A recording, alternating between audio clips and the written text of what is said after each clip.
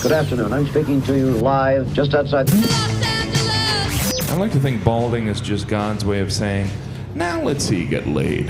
Is it true that if you don't use it, you lose it? What I'd really like to do is put the greatness of this man in perspective. The hair loss community has a lot to be thankful for, having you as a spokesperson. You mean you just call this guy up? About life and about reality. And now, America's #1 reality radio show for men. Live from Los Angeles, it's Spencer Kobren's The Bald Truth.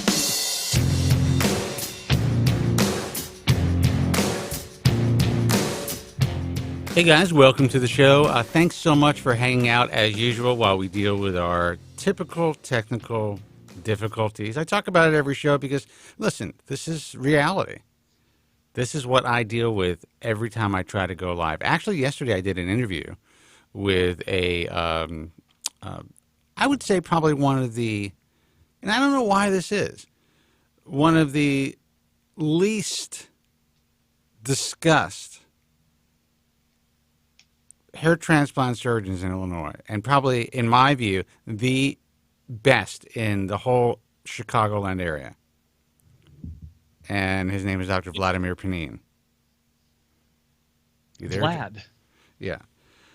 This guy's he's been in the field forever, frankly, and the work that he's done, and when I mean forever, I mean since I've been in the field.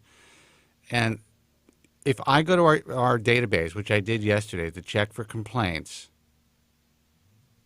basically zero, except for one guy who had unrealistic expectations.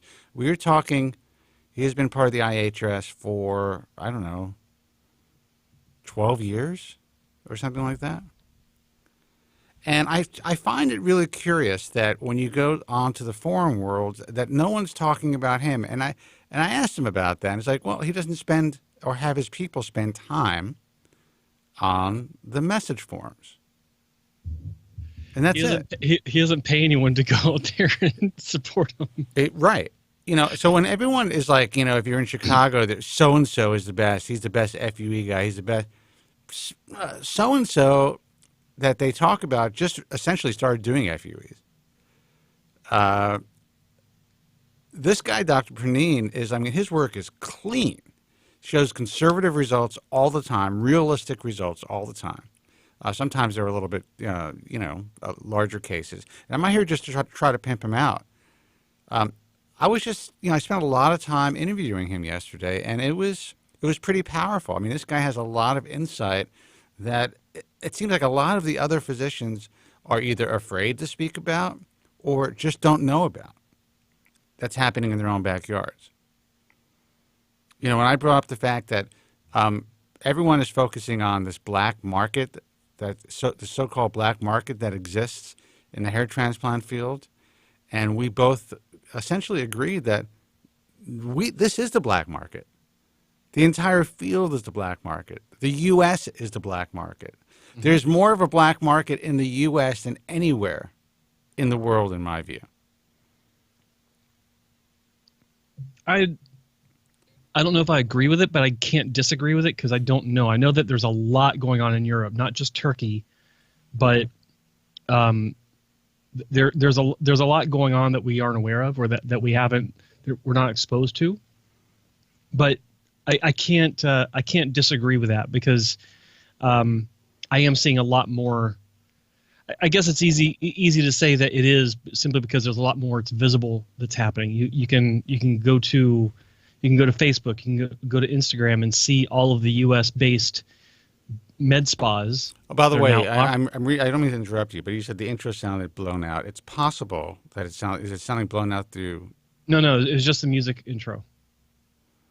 Now it's fine. I'm just wondering if it was just Skype or if that happened in the chat. So ask your guys if the opening sounded okay. Hey, my guys, did the opening intro sound okay? Put it in the chat room. Yeah. Sorry to interrupt. No, it's okay. But yeah, look, it's a problem. It's everywhere. I mean, for anyone to refer to it as the black market as if it's some sort of dark underground that you gotta have a special handshake to get into, it's ridiculous. It's everywhere. In fact, the standard of care that some people are trying to return to is in the minority. Like the standard of care that we would all like to see in all the hair transplant clinics that are open and operating today it's dying. It is absolutely dying. And in 10 years, and maybe sooner, I'm being generous here, in 10 years, unless something is done to change it, it will be eliminated. No one will have the standard of care that was more commonplace 10 years ago. Oh, I'd say in less than 10 years. Way less than 10 years. What did you say? I figured you would, but I'm just being, Yeah. I'm being, try to be, I don't know, I guess optimistic. 10 years. Well, yeah, that is being optimistic. I would say that we have about 3. And there are very few guys. First of all, guys are going to be retiring. They're dying off.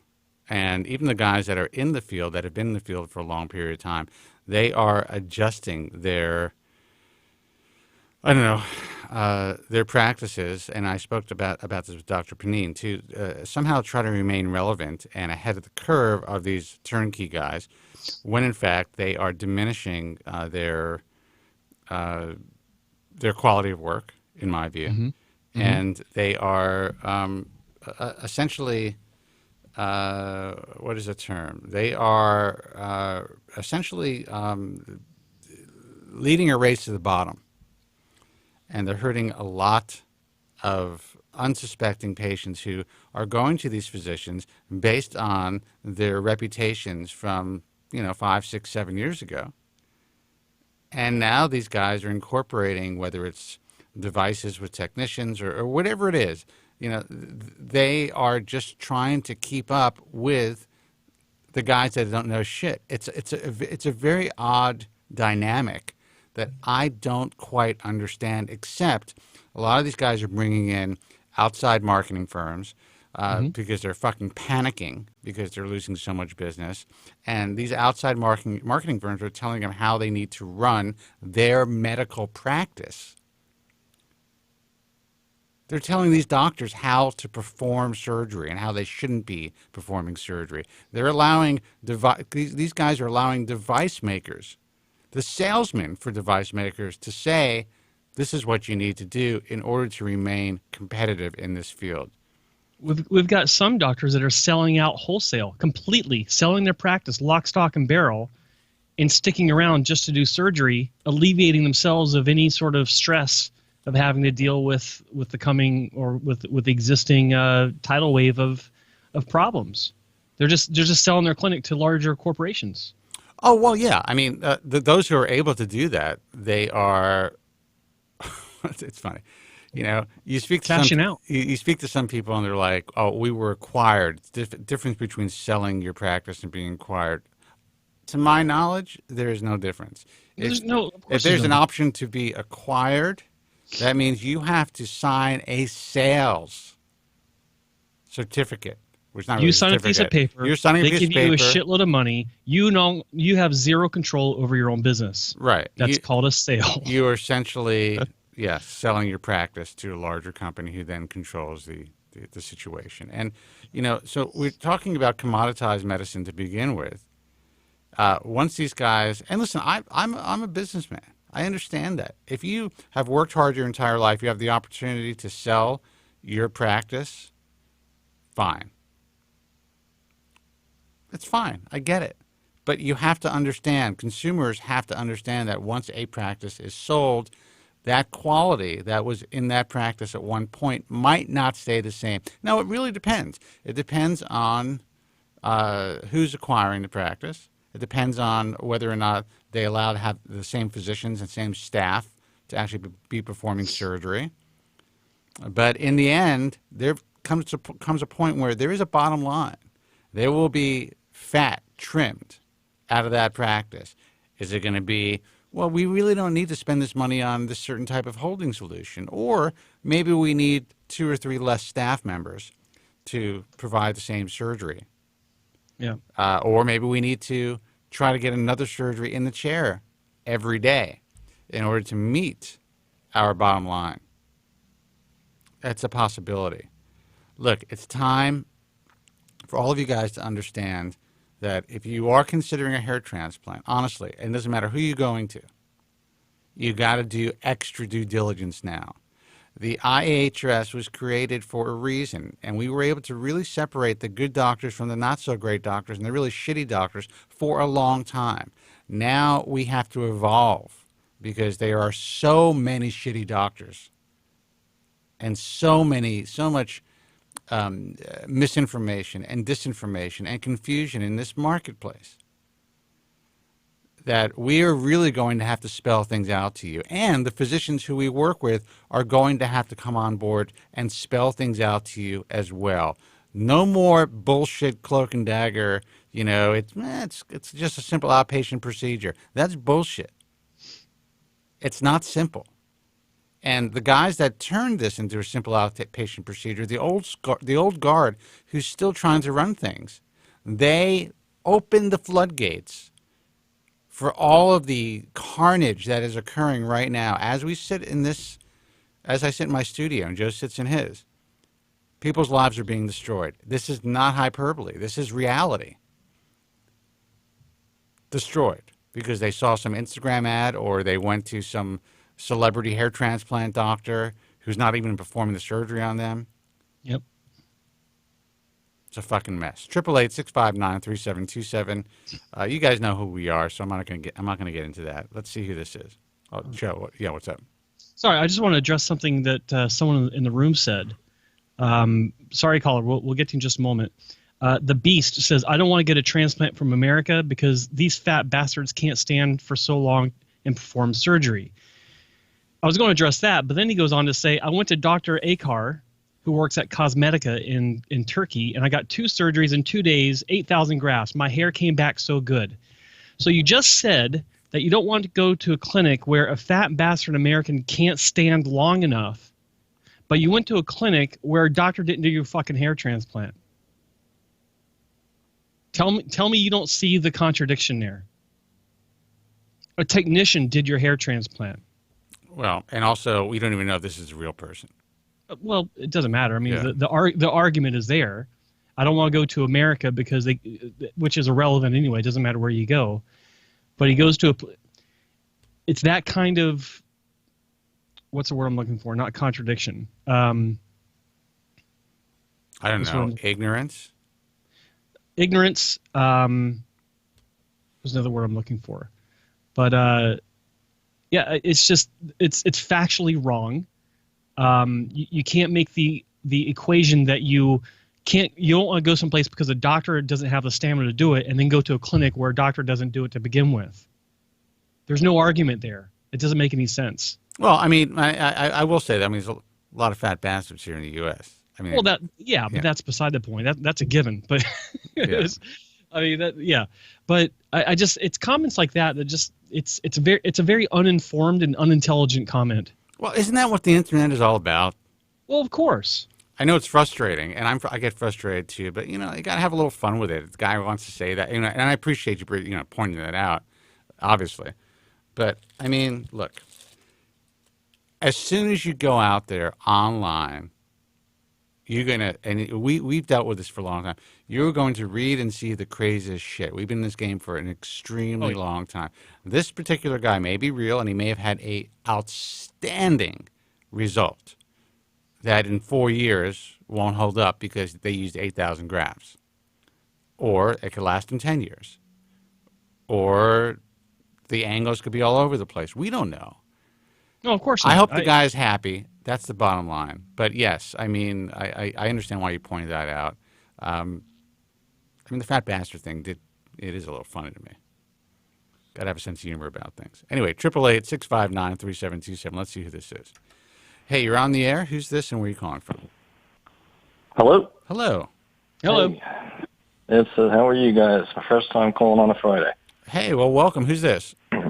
This is Mike. I'm calling from New York. Mike from New York. What's happening? Hello, man? Mike.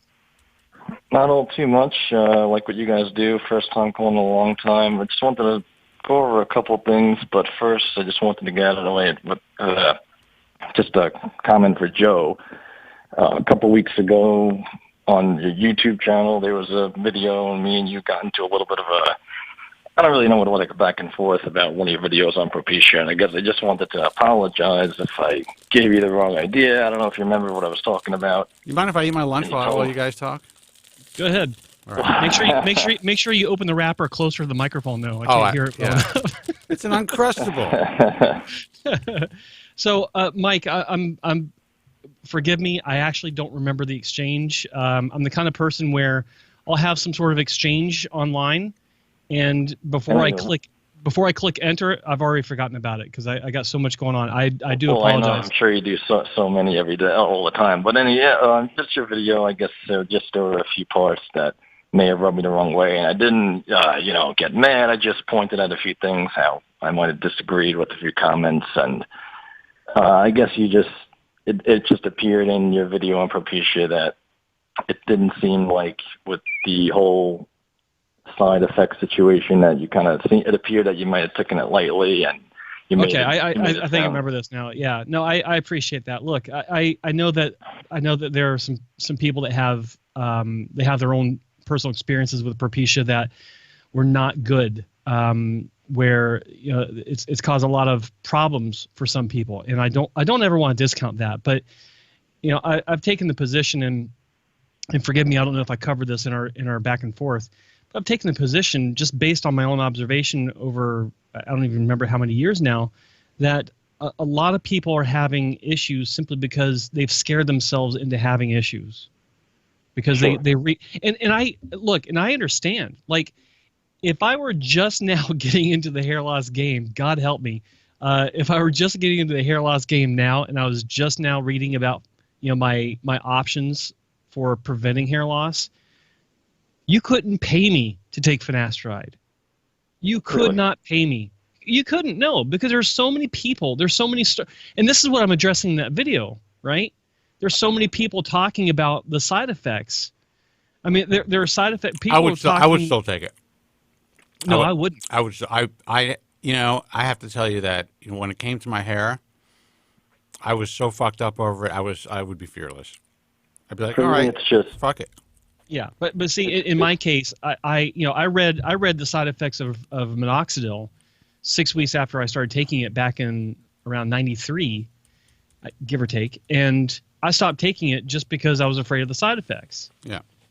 And, fast forward, what was it, 9 years later, when Dr. Wong had prescribed Proscar for me at the time, for the first time, I didn't even question it. I didn't jump online. I didn't start looking at side effects because, people weren't really talking about it back then. But if it were today and I started doing my research, I know what would pop up on my various searches at the top of the pages. I know I know how knowing how I think, I would have started to investigate these further, and I would not be taking it. Just like sorry to interrupt, but just like had I started today, there's no way I would have had a strip, because I already had 2 bad strips, and right. If FUE were where it is today back then, I'd be an FUE guy.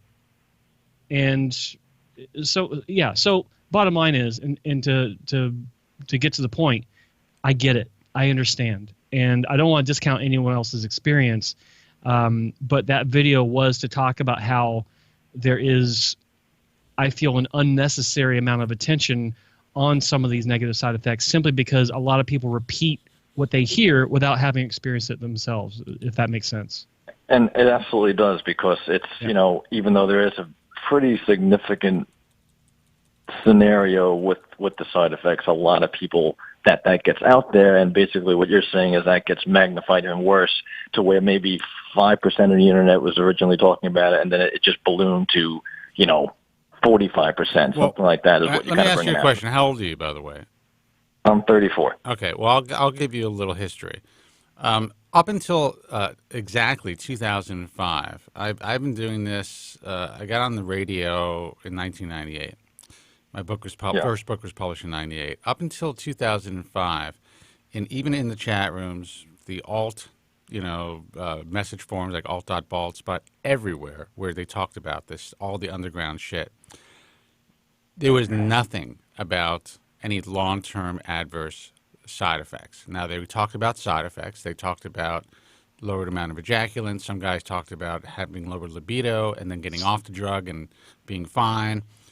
We had received, by that time, thousands of emails and thousands of calls through our resources. And at the time, we were really, I mean, there are other resources, but we were the main national resource. And then, end of 2005, early 2006, on an RX review website, if you read all those reviews before, you did hear about some side effects, but nothing as scary as what was transpiring. So a guy came on there, started to post about what he believed to be long-term adverse side effects. And then all of a sudden, this is in the same week, multiple people started to do the same thing. Come to find out that that started from a guy who started one of these websites. Now, I'm not saying it's not true, but I think that's an example of how you can kind of manipulate the flow of information online and how easy it is to, once you're able to really bang that drum, to scare the shit out of people. So you're right. I believe these side effects do exist. I believe it's a relatively much smaller percentage as far as the long-term adverse side effects. And I think that the guys who suffer with that are real anomalies. But these guys caused a mass hysteria that essentially I know guys now who take this pill, and after one pill, they believe that they're permanently impotent. Now, do you think that's physiologically possible? Right.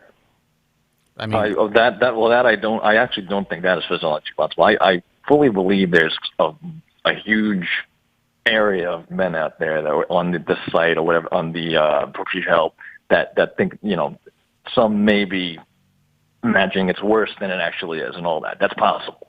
Yeah, and that's all. And that's not to diminish the side effect, the reality of the side effects that these guys are having. I believe that's the case. So, how do you go ahead. Well, how do you respond personally, or the both of you, Spencer, to this, for example, this site? And when this all started for me in 2007, that's when this all really started. I think that was around the time where it started to blow up. I think, right? And I went to that site, and you're looking at now that today, what is it, for over 4,000 people? And how do you respond to that? And how do you respond to the actual label on the drug that is now printed that says that this is a possibility? Yeah. I think that's the surreal part to me. I can tell you that the FDA is drug companies are required to essentially put, even if it's anecdotal, these types of adverse side effects on the label if enough people have reported it, even if there's been no causal effect proven. So they have to do it by law.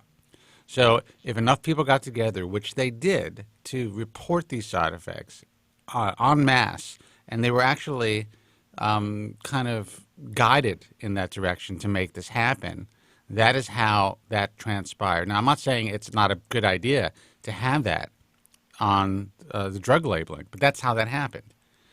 So if I said, if I had a call to arms for any drug and said that, this caused me to have anything that you can't necessarily prove causally, this caused me to have suicidal thoughts, and I was able to get 1,500 people or 1,200 people to report this to their physicians and then directly to the FDA, that would be on the label of any drug we chose. That's the way that works.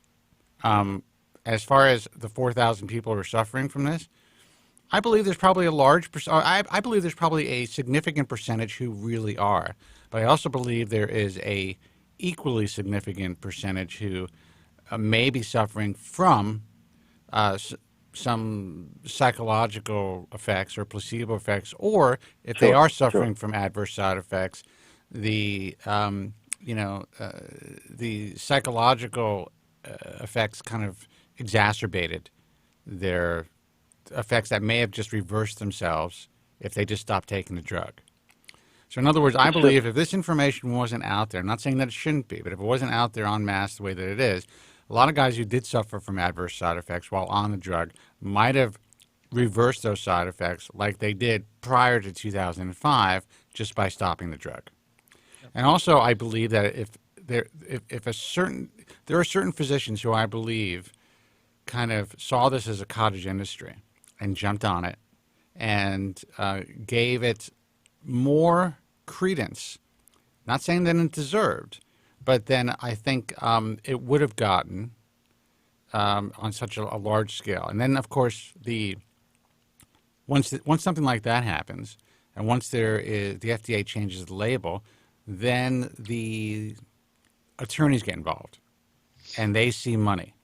And they want to wrangle all you guys into a class action lawsuit, which, by the way, is stupid for anybody who's actually suffering from side effects. You should get your own lawyers so that you get to keep that money. I got a great story about it, about a guy that was in on that class action lawsuit. I've talked about it before. Do you remember the one, Spencer? I don't, but let's get into that story. Let's. I just want this guy to, but you know what I'm saying, right, caller? I mean, you kind of get what I'm saying. I'm not dismissing any of it. We do know what you're saying. Yes, yeah. It's just, it's for a man. It is when you're going through this and I'm losing my hair. It has to be the most heartbreaking thing to see someone who, especially is a little anxious, like I tend to be with side effects and that, and to think, God, and I wrote this on the original comment that I wrote to Joe, that out of all fucking possible horrific side effects you could get for a man, like it would have to be that. And you know what I mean? You know what bothers me about all of this, and it is heartbreaking. Now, did you suffer the side effects yourself, or you chose not to do it, not to take it? I never took it. Okay.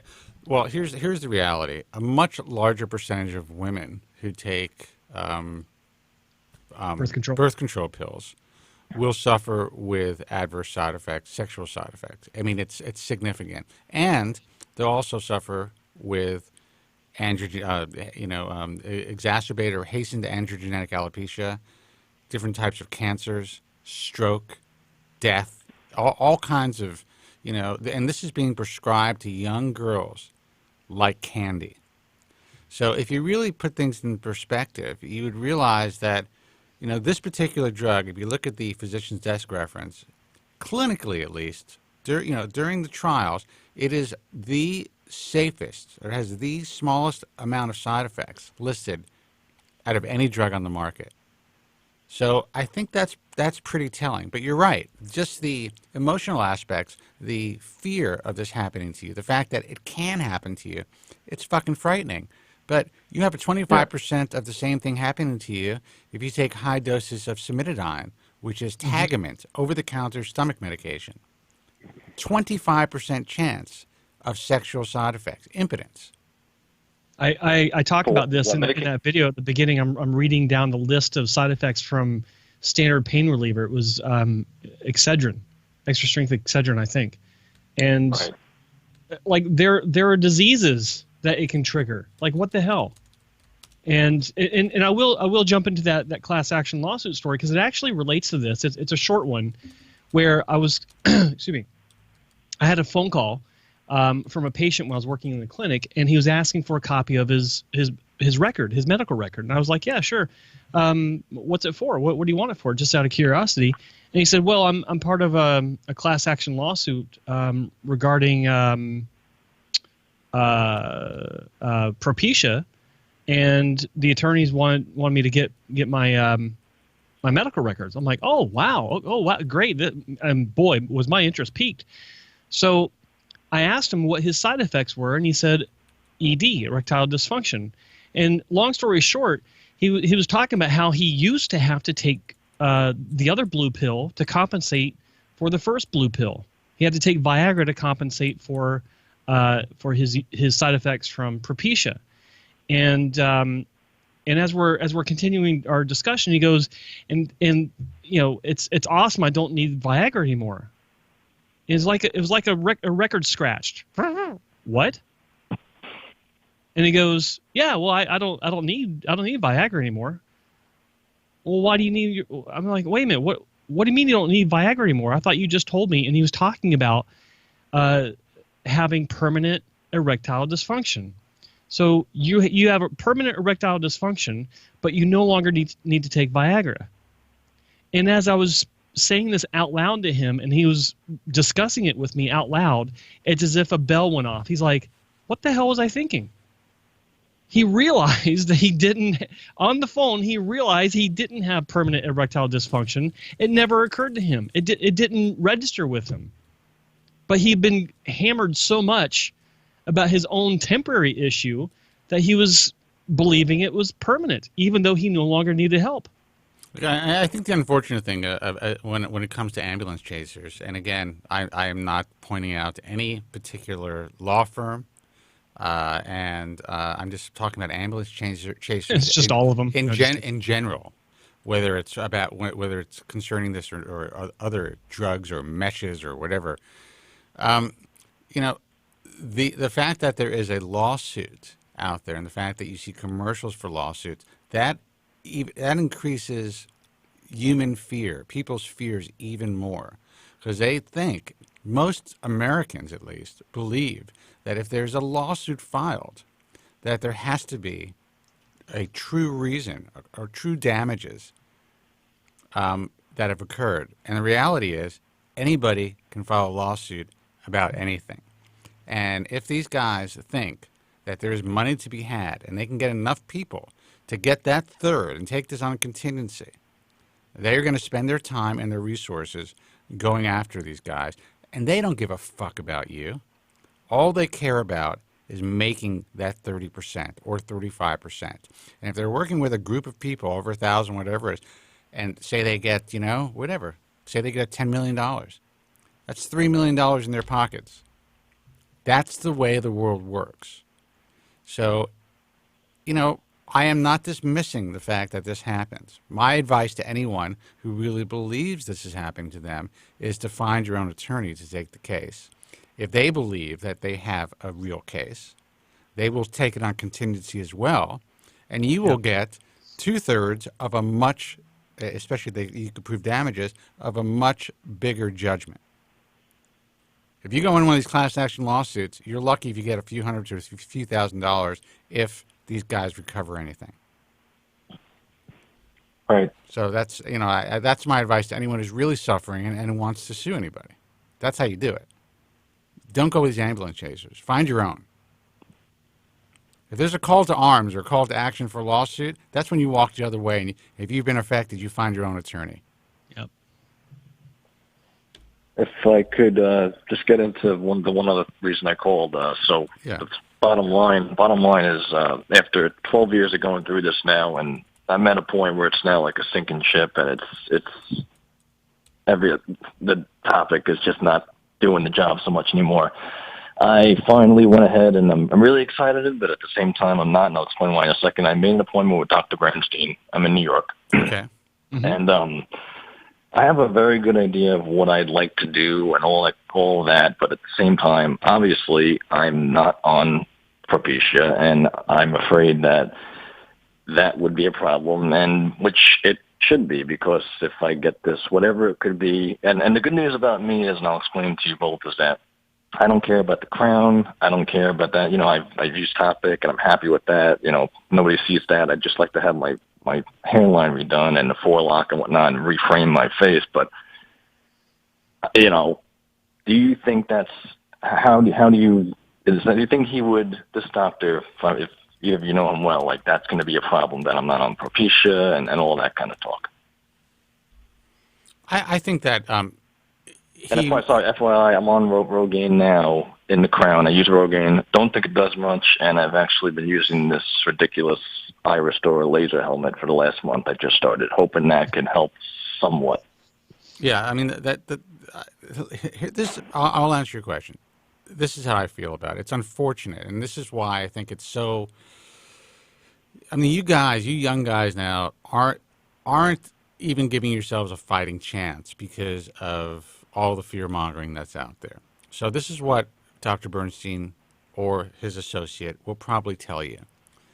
They're going to be very frank with you. They're going to say that this is not going to stop the progression of your hair loss. We can help you temporarily. We can maybe shore up your hairline. This is what we can do now. But if you're not on treatment that is going to help you slow the progression of your hair loss, you're going to have to come in for multiple surgeries and eventually there will not be enough supply to meet the demand. You're 34, you said, right?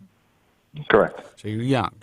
That means you started losing your hair, like you said, 12 years 23. ago. You were 20. Well, you started to notice it at 23. You probably started around 21.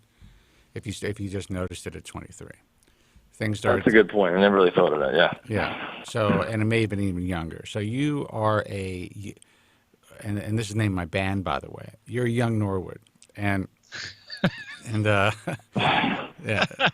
it is the name of my band. Anyway, so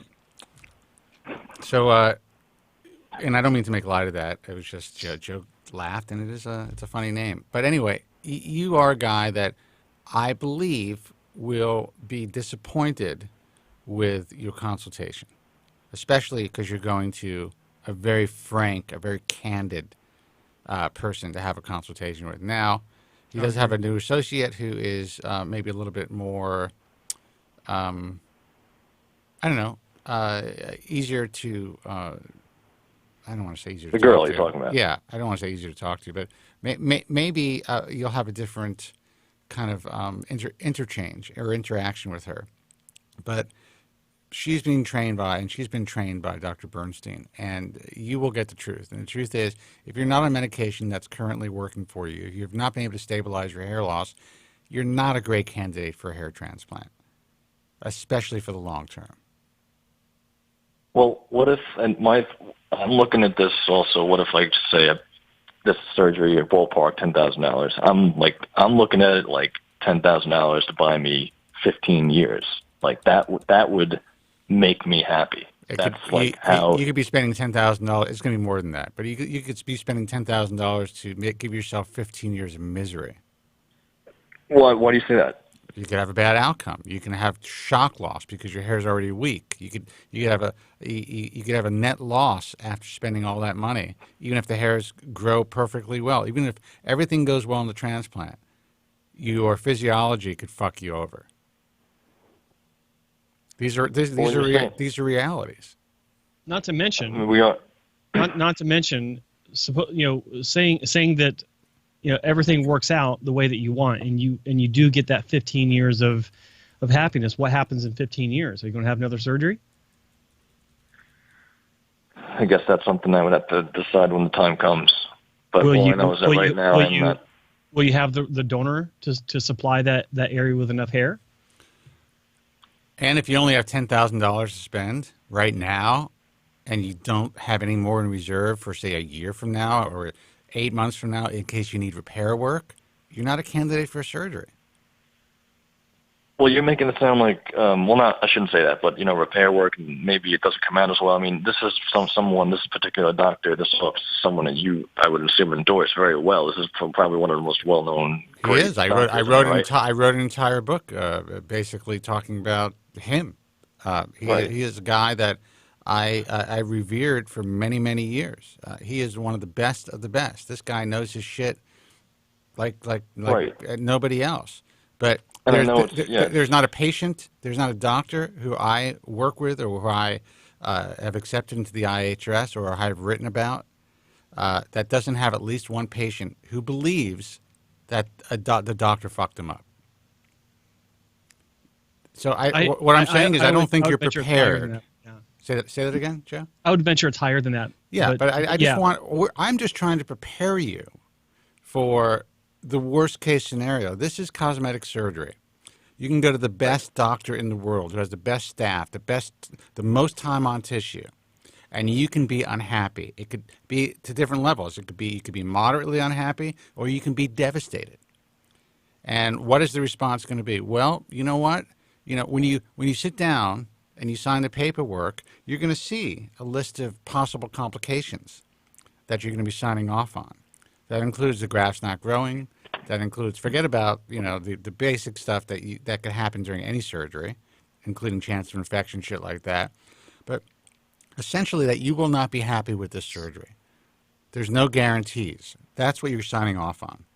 So if you are equipped to deal with a partial failure, a potential failure, if you're equipped to deal with permanent shock loss of your native hair, if you're equipped to deal with all of those possibilities, while some of them are more rare than others, and you're prepared for potentially having to get some extra grafts placed, not necessarily a full repair, but if you're prepared emotionally, financially, and if you're prepared for the reality that you're not taking anything that's going to stop the progression of your hair loss, then you make a better candidate for surgery. But if you're not fully prepared and fully grasp what I'm telling you, then you shouldn't have surgery. Say that again. If you're not fully prepared for every possible pitfall that I'm discussing, right.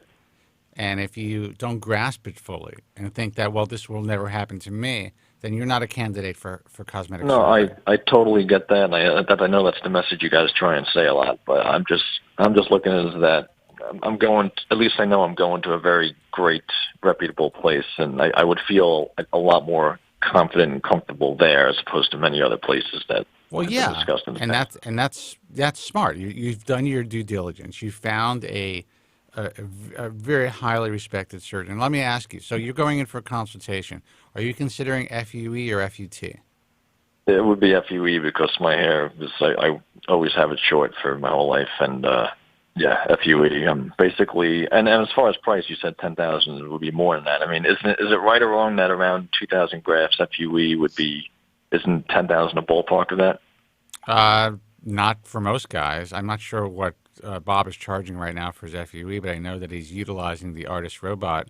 So you have to understand, any time that robot is utilized, that there's a cost to the use of that robot. So each graft costs that physician, each attempt for a piece of tissue costs that physician, at least unless they've changed their business model, about $1. And there's also the cost of the disposables. So that has to be all factored into your surgery. So it's unlikely that you're going to be charged $5 a graft for an FUE procedure, especially a relatively small one.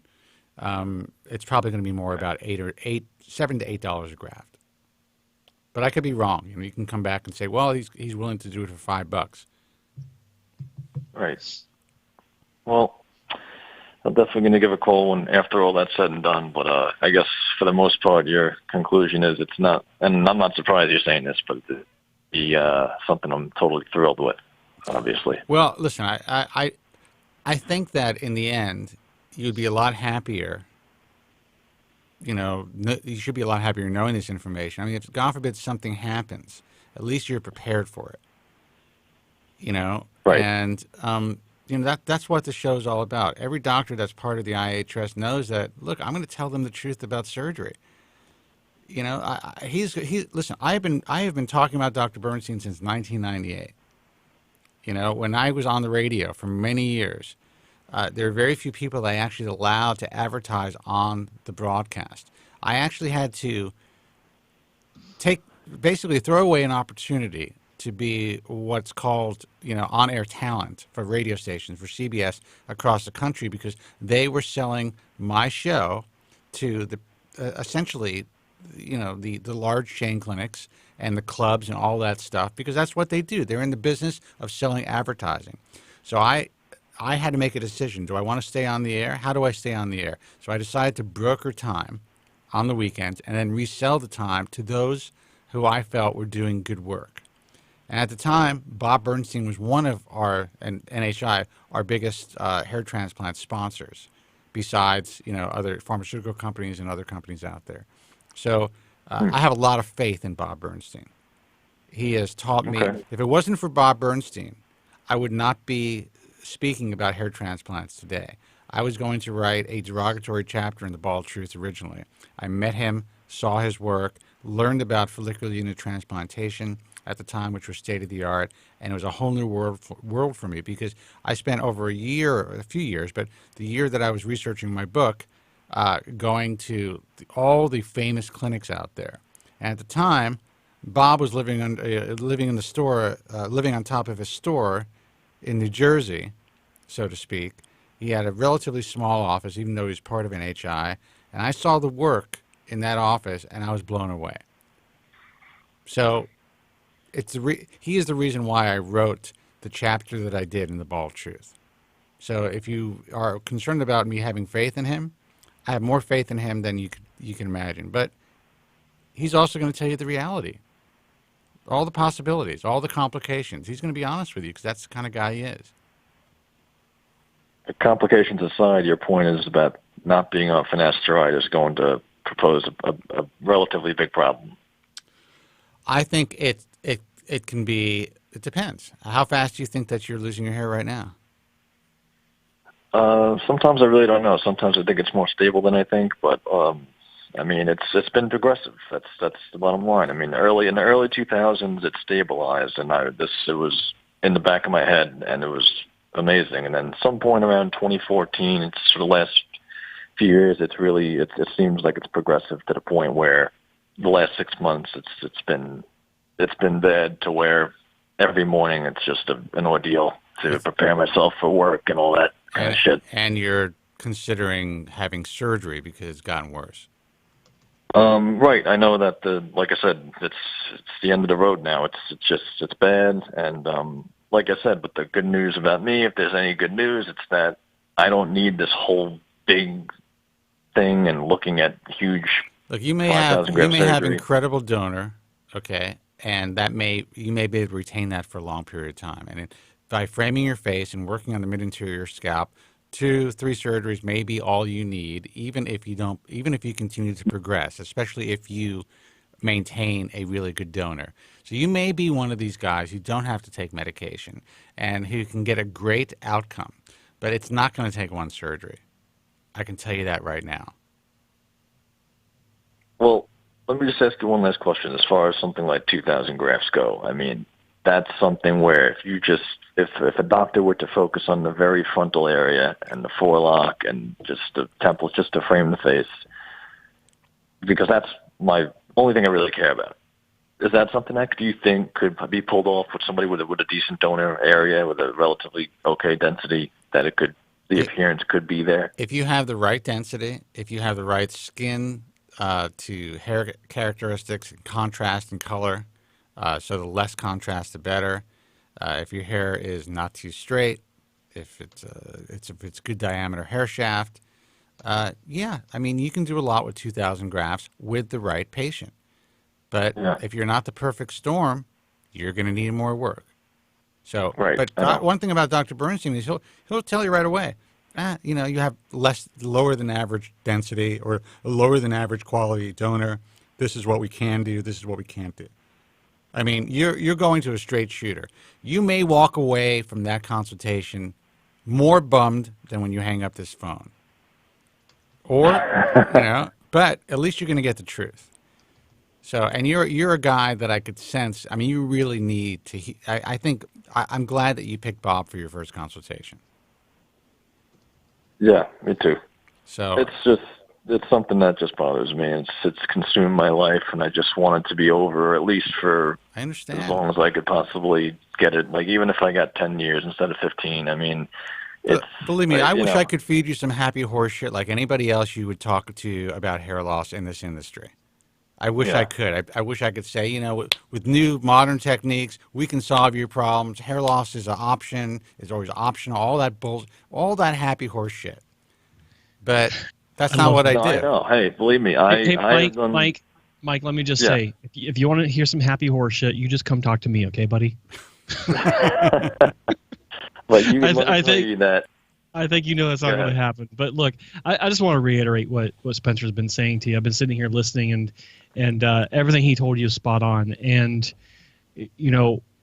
our goal is very simple, and that is to dispense the truth about this procedure, about the realities of this industry, so that people can make truly informed decisions, not informed decisions based on what the clinics will tell you, because many times the clinics will tell you what they think that you want to hear.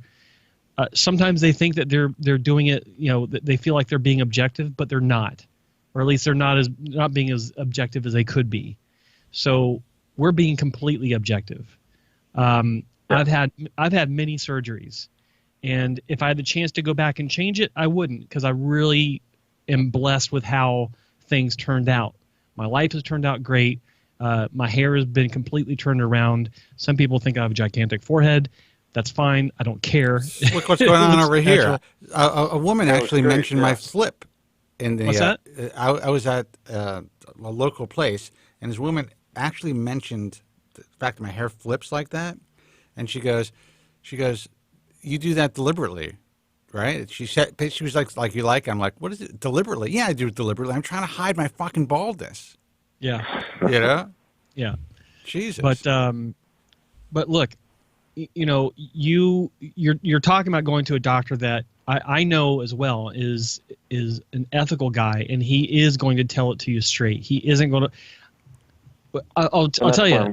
I used to kind of joke around about him back in the day, back when I was actually working in clinics, because someone would tell me they're going to go have a consultation with Dr. Bernstein. I'd say, okay, great. Call me when he turns you down. Yeah, bring. Make sure you bring your Kleenex. So yeah, exactly. I mean, Joe from Staten Island, wherever he is, used to call had a consultation with him, called him the mortician. So what he meant was he was just like to the point, cold, you know, and just very clinical about what he was, how he was talking to people. But you know what? I would prefer that.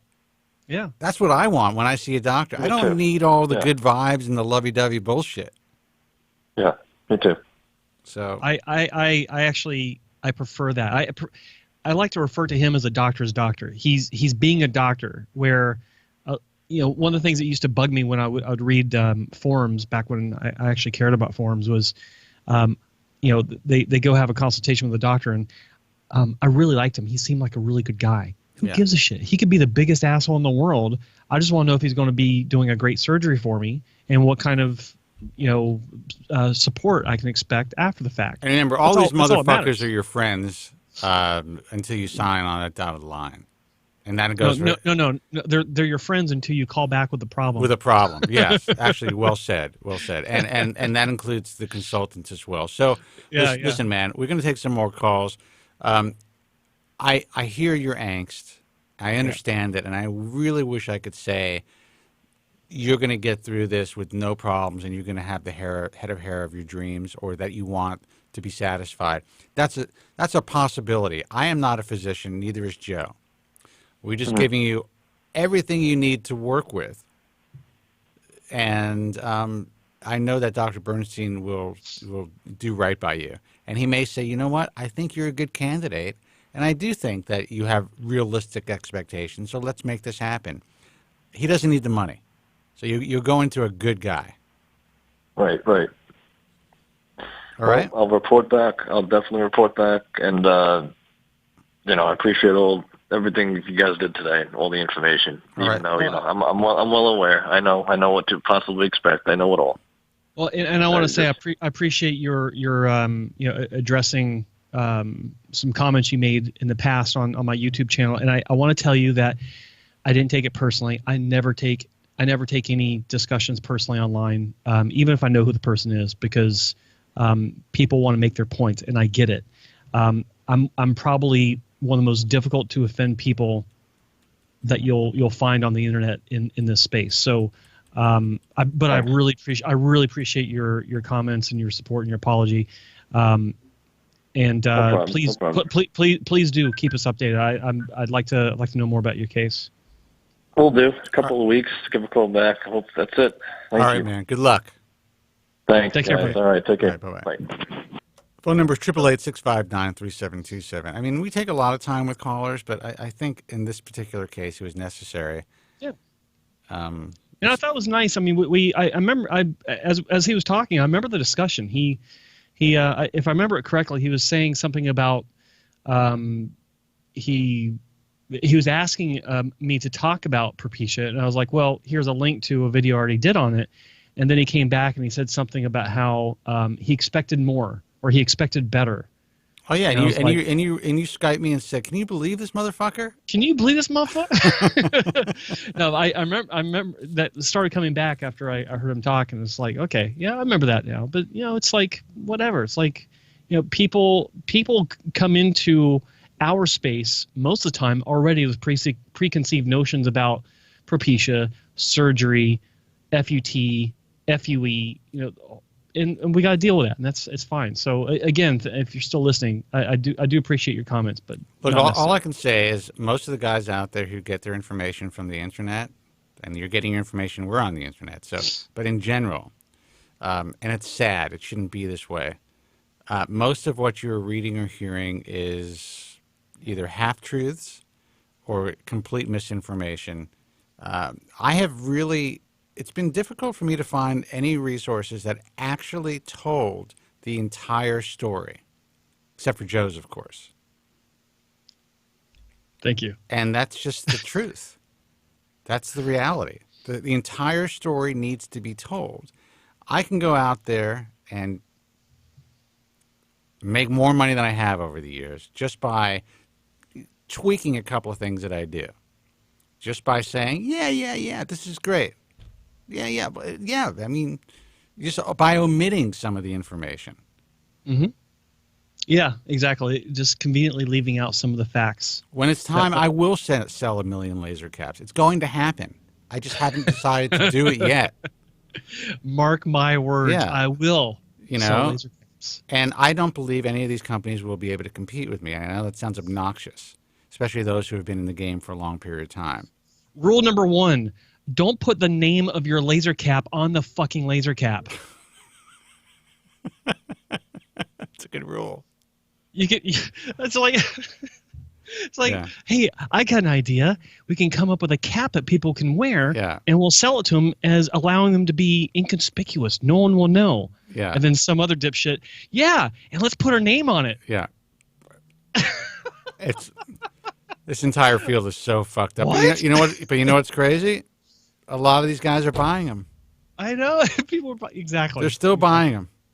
All right, I'm let's talking see what this licensing deal with a baseball team or with Major League Baseball. Hey, let's put your logo on these laser caps so people can feel comfortable wearing them. Well, you just gave somebody a idea that's already been kind of Major League trademarked. Baseball, they'd want too much. Oh, you'd be surprised. 888-659-3727. Let's see who this is. Hey, you're on the air. Who's this and where are you calling from? Yeah, it's Nico in the house. What's up? Nico in the house. Jesus. Hang up. What's up, man? Hang up. How are you? Hang up. I waited on fucking hold for an hour, so you damn aren't you didn't make me hang up, motherfucker. That's for sure. That'll never happen. How you doing, buddy? We love Nico. I'm going to get me some... Have you ever been to Carrie Dad, Spence? The Carrie Dad? No, what is that? The who? Cuban place food on the west side. No, what is Come it called? on. I have not. Where is it? What is it called? La Caridad. It's been there for like 30, 40 years. I don't know. Hold on for a second. 78th Broadway. Dude, that is so fun. I've never been there, man. Well, maybe I have and I was drunk. Hold on, let me look it up. You must have been drunk. Come on. Well, it happens. I've found out that I've been to places that I never thought I'd go. I remember waking up in places I never knew existed, but what? Yeah, the Caridad restaurant. It's got 4 stars. I don't know, man. It's like a nice quick sit down takeout. It's not like some high end joint or whatever, but it's cheap and great. There was this place. It was called, I think, Casa de Vega or Casa. It was a place in like Woodland Hills, California. I just never forget. I was once taken there, and I was like, "What the fuck is this place?" I looked up the reviews. It was unbelievable. And I read one on the air, and I know this place has closed down since, but this one guy wrote, "If you enjoy repeatedly being punched in the face, you will love Casa de Vega or whatever, something like that." It was the greatest review ever. Yeah, it was hilarious. That's man. awesome. I'll see if I could find some. So go ahead, man. What's up, Nico? He's psyched that he's going to Bernstein first. The guy does such a good, and you got to pay to see him. He does a really good consult before you even talk to anyone. They do a really good history. Guy is actually very lucky, to tell you the truth. So. Oh, he's extremely lucky. But you heard him. You heard him. His resistance to kind of, and he didn't mean it. It's just because he wants. He's hopeful. He's being cautious. Cautious. But he's being hopeful. He's like, but are you sure this? You know, and then he talks about the $10,000 mark. I'm thinking, $10,000. He's going to get if he's a candidate for 2,000 grafts, it's going to be maybe 18 grand. Right. Well, I think that's going to be part of what I was saying. At the beginning of the show, you said quality care is going to go down in 10 years or so, right, Joe? You said something like that? Oh, yeah, it's dropping like a rock. Like Well, the standard of care, what people... Standard of care, right? What people that have any sort of experience in this industry recognize as being a standard of care, which is across the board in medicine in general. I mean, it's, in cosmetic surgery, cosmetic surgery in general is pushed as if you're going to a day spa, where you get your fillers, you get your injections. And then we'll add some lipo on top of that. And really, seriously, it's like I don't know if you were I think you called it on If your Tuesday, hair transplant surgeon is now doing tattoo removal, you might want to reconsider. Dude, I'm going to tell. Okay, I heard about a doctor, a clinic that is established. I'll just say that much. Been around for quite a while. Is now considering. I don't know if I could say this. Vaginal rejuvenation. Oh yeah, I mean you can say it, and that's I can say it, but it's like I don't know if I can. So basically, they have this laser apparatus that kind of looks like a rod, and they put it into the woman's vagina, and it is supposed to kind of like shrink wrap their vagina to some degree. And I know Joe's tried it. And no, but see, are we going there today? That's a Joe has a vagina joke. Actually going there today? But listen, it's a big it's a very popular procedure. There's also downside. There's also downsides with it too, and for some people, I'll just say that happened on a day that me and Spencer were drinking, and I'll remind Spencer it wasn't my vagina. It wasn't his vagina. Yeah. So it wasn't my vagina. Stop there, Jesus. But yeah, listen, I know there are guys who are now there's a lot of Botox, a lot of fillers being done in these offices. There's a lot of people who are changing their brands from hair transplant specialist or surgeon to something aesthetics, and I understand that because they need to somehow compete. Right. But the field is just devolving into complete shit. Now, there's a tremendous opportunity in chaos, which I don't think the old guard necessarily understands. I have more young guys who have been contacting me through the IHRS than ever. I'm talking about guys in their, when I say young, 38, 39, 40 years old. They've been in the trenches for a while. They have time on tissue. They want to get their names out there and become popular and become relevant. And they're doing it right. And if they're not, they're willing to do it themselves now because they see the opportunity. And I'm thinking, you know what? Fuck these old timers.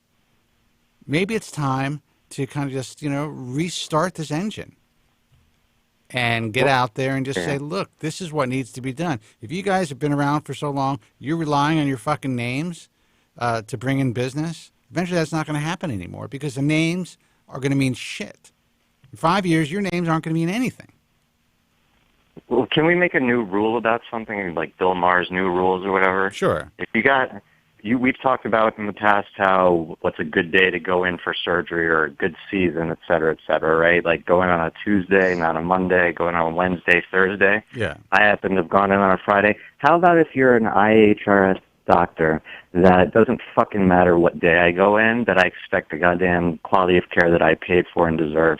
Not the nature of things about, the girls want to take off and leave early. Why is that even...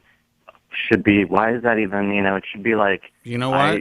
Same standard of care every fucking day. I know maybe Monday is the worst day because the hangover lags, so maybe not a Monday, fine. Here's the reality. Any other day. I wish there was some way to completely control that, and all we can do is really try to emphasize what the standard of care should be, and try to work with the physicians who, for the most part, consistently get really good results and do it the right way. Sadly, we have a pool to choose from. So if we don't make that choice, then I'd say you guys have even less of a fighting chance. Right. And that's the problem. It's a fucked up situation. And I wish there was a way. It is. When I started this, I swear to God, I honestly believed that I was creating an organization for like-minded physicians who were all 100% on the same page. Well, I guess when I first did, they were, because it was much easier. They were all using microscopes. They were all doing follicular unit transplantation, pure follicular units. They all had a very specific standard of care that they were adhering to. But as things evolved, the entire industry just shifted. And even the guys who were originally part of the IHRS had to make changes. Now, some of these changes were good. Some of these changes, maybe not the best changes in the world, but at least they still had the infrastructure and the time on tissue to handle complications. So I had to put that into the equation. But now it's getting even crazier with what's going on. So we're evolving things. I just want people to understand, who watch this show and who listen to this broadcast, to know, sadly, we can't make any guarantees. And that's why we try to talk everybody out of surgery, or at least give them enough information to walk into that clinic, no matter who they are, with all the ammunition they need to ask the right questions and to be prepared for failure.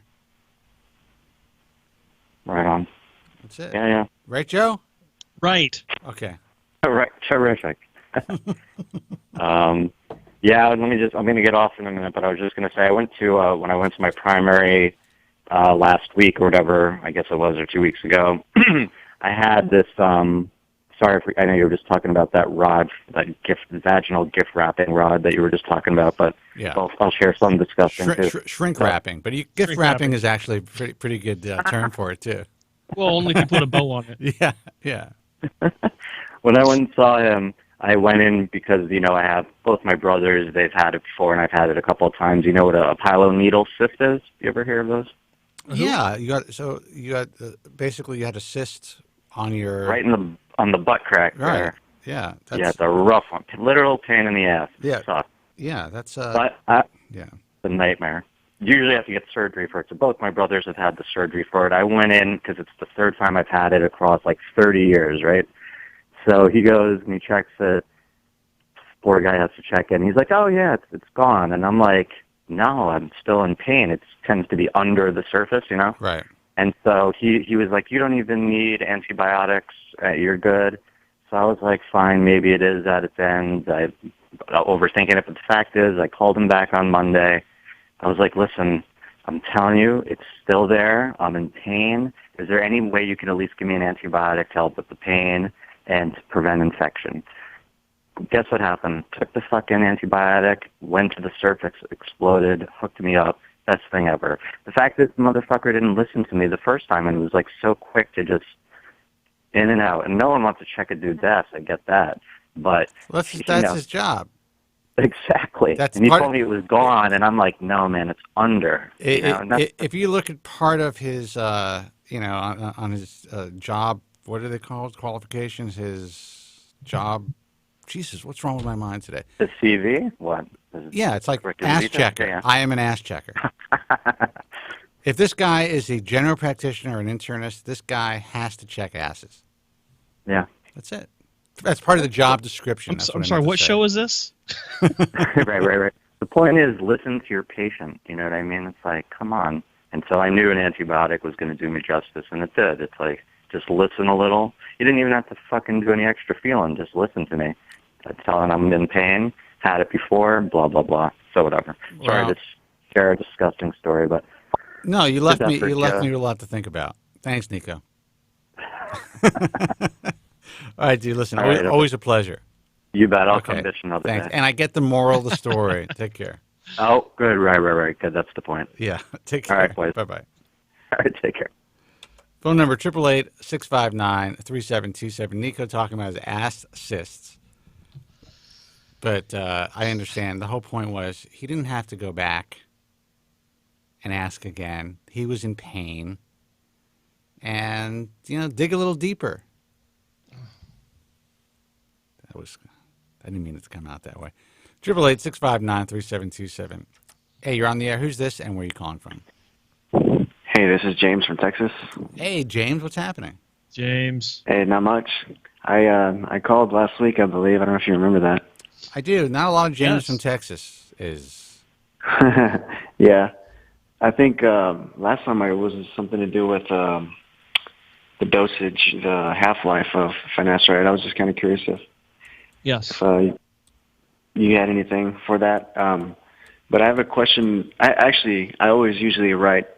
I think of questions along the week, but then I'm not really sure what I want to ask.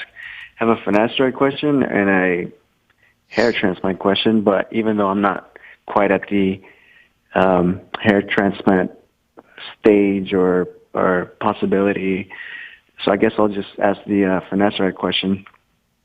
I guess it's for Spencer, because in the past you've mentioned that you've taken large doses of finasteride. What was the reason for that, and what was that experience like?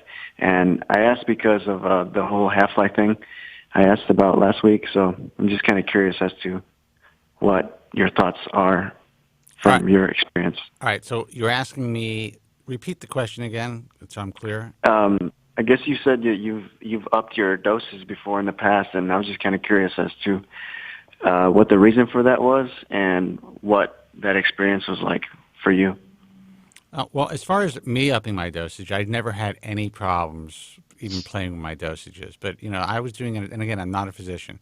I was doing it at a time when really no one knew much about what was happening. No one talked about the dread shed. No one talked about, they talked about adverse side effects from Proscar, and I was warned by physicians not to take Proscar, who were selling their own minoxidil concoctions, claiming that I was going to have all types of, feminizing side effects. So, for me, when I went through my initial shed and I thought that, wait a second, this isn't working anymore, I'm upping from 5 milligrams a day, which I was on at the time, to 7.5 milligrams a day, I had no adverse side effects. But I didn't stay on it for very long because things seemed to subside, and then I lowered my dosage again. And then after, I'd say, probably about 4 or 5 years, I decided to just kind of skip days and see what would happen, taking the 5 milligram dose. And then I decided to skip 4 days. And then I decided to skip 5 days. And I totally, essentially I was, I guess, titrating my dosage, which is usually, when you titrate something, you're usually trying to find the most effective dose with the least amount of adverse side effects. I wasn't having any adverse side effects, but I wanted to see, if what I read about intermittent therapy and other drugs would apply to this drug. And it seemed to me that if you're lowering your DHT to a minimum, it takes about 2 weeks minimum for it to get back to baseline, that even if the drug has a short half-life and you've loaded your body up with this drug for a long period of time, it was reasonable to me to think that I can probably take this thing once or twice a week. And it's worked for me. So, to be more specific, I had no change as far as adverse side effects, either bringing the dosage up or bringing the dosage down. Okay. And you mentioned something about the shed, the dread shed. Yeah. What was that like? And it was terrifying. How far into your start of the use of finasteride? For me, it was about 8 months, and I didn't know. No one knew what it was. It wasn't being written about. I know there were other guys who started to use Proscar around the year that I did, but you weren't reading about it. You weren't hearing from them, and it wasn't until I was on the air for about maybe 2 years before the first person ever contacted me who said, "Hey, I started around the same time as you." Doctors weren't putting their patients on it that I was aware of. So, for me, it was just this being totally alone, frightened, and thinking that it stopped working. So essentially, I just felt all my hair started to fall out again. I was just going through it. So if you're asking how it felt, it was horrendous. It was a terrible, scary feeling. I was like 28 years old or something? 28? Yep, 20, yeah, that's how old I am. Yeah, and it was just like, I'm going on with my life, and I'm working and doing my thing, and, I had my own business already. I think I told you guys this, and I thought that I had stopped this shit, man. That this is it, man. I solved this fucking puzzle, and boom, I'm hit again with this shit. Luckily, it only lasted for a few months, and throughout the years, I've been through some, knock on wood, some much smaller or much lighter sheds than that initial shed, but that could happen at any time. And what was your response after the shed? I heard that some people claim, or there's theories that the shed is to kind of like get rid of the weak hairs and then it comes back stronger. Did that happen for you? Well, it's not to get rid of the weak hairs. Basically, the reason you shed is you're catching your hair, and you're synchronizing your loss essentially. So if you're in a more of a telogen phase or telogen phase, and you start using this drug, once you start to reverse the miniaturization process, things speed up. So the telogen phase essentially would be sped up, so you can get into an anagen phase. Your body would get your hair into an anagen phase. So did it get stronger? Yeah, that's the whole idea of reversal of miniaturization. If you're reversing the miniaturization process, your hair is going to get stronger as that process reverses. So it's not like the hair falls out and all of a sudden you have strong hair. You are just increasing the lifespan of that hair follicle again. So it's getting longer. The lifespan is getting longer and longer as opposed to shorter and shorter. All right. Yeah, that makes sense.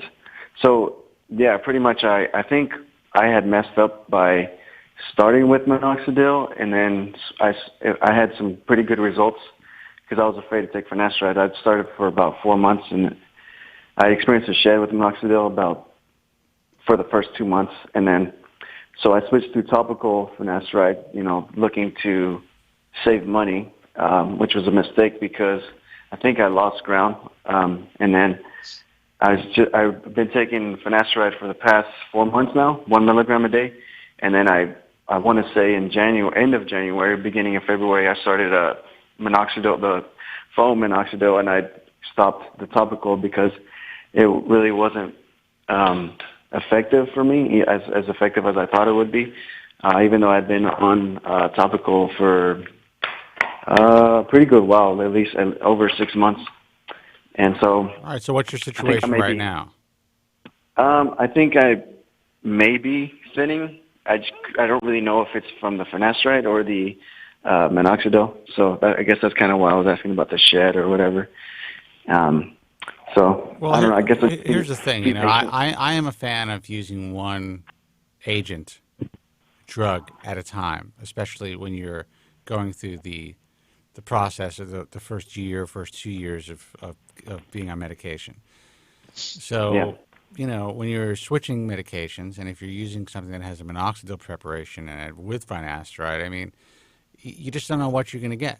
You're essentially just throwing the kitchen sink at it, and you never really, you can't really make, in my view, a reasonable assessment.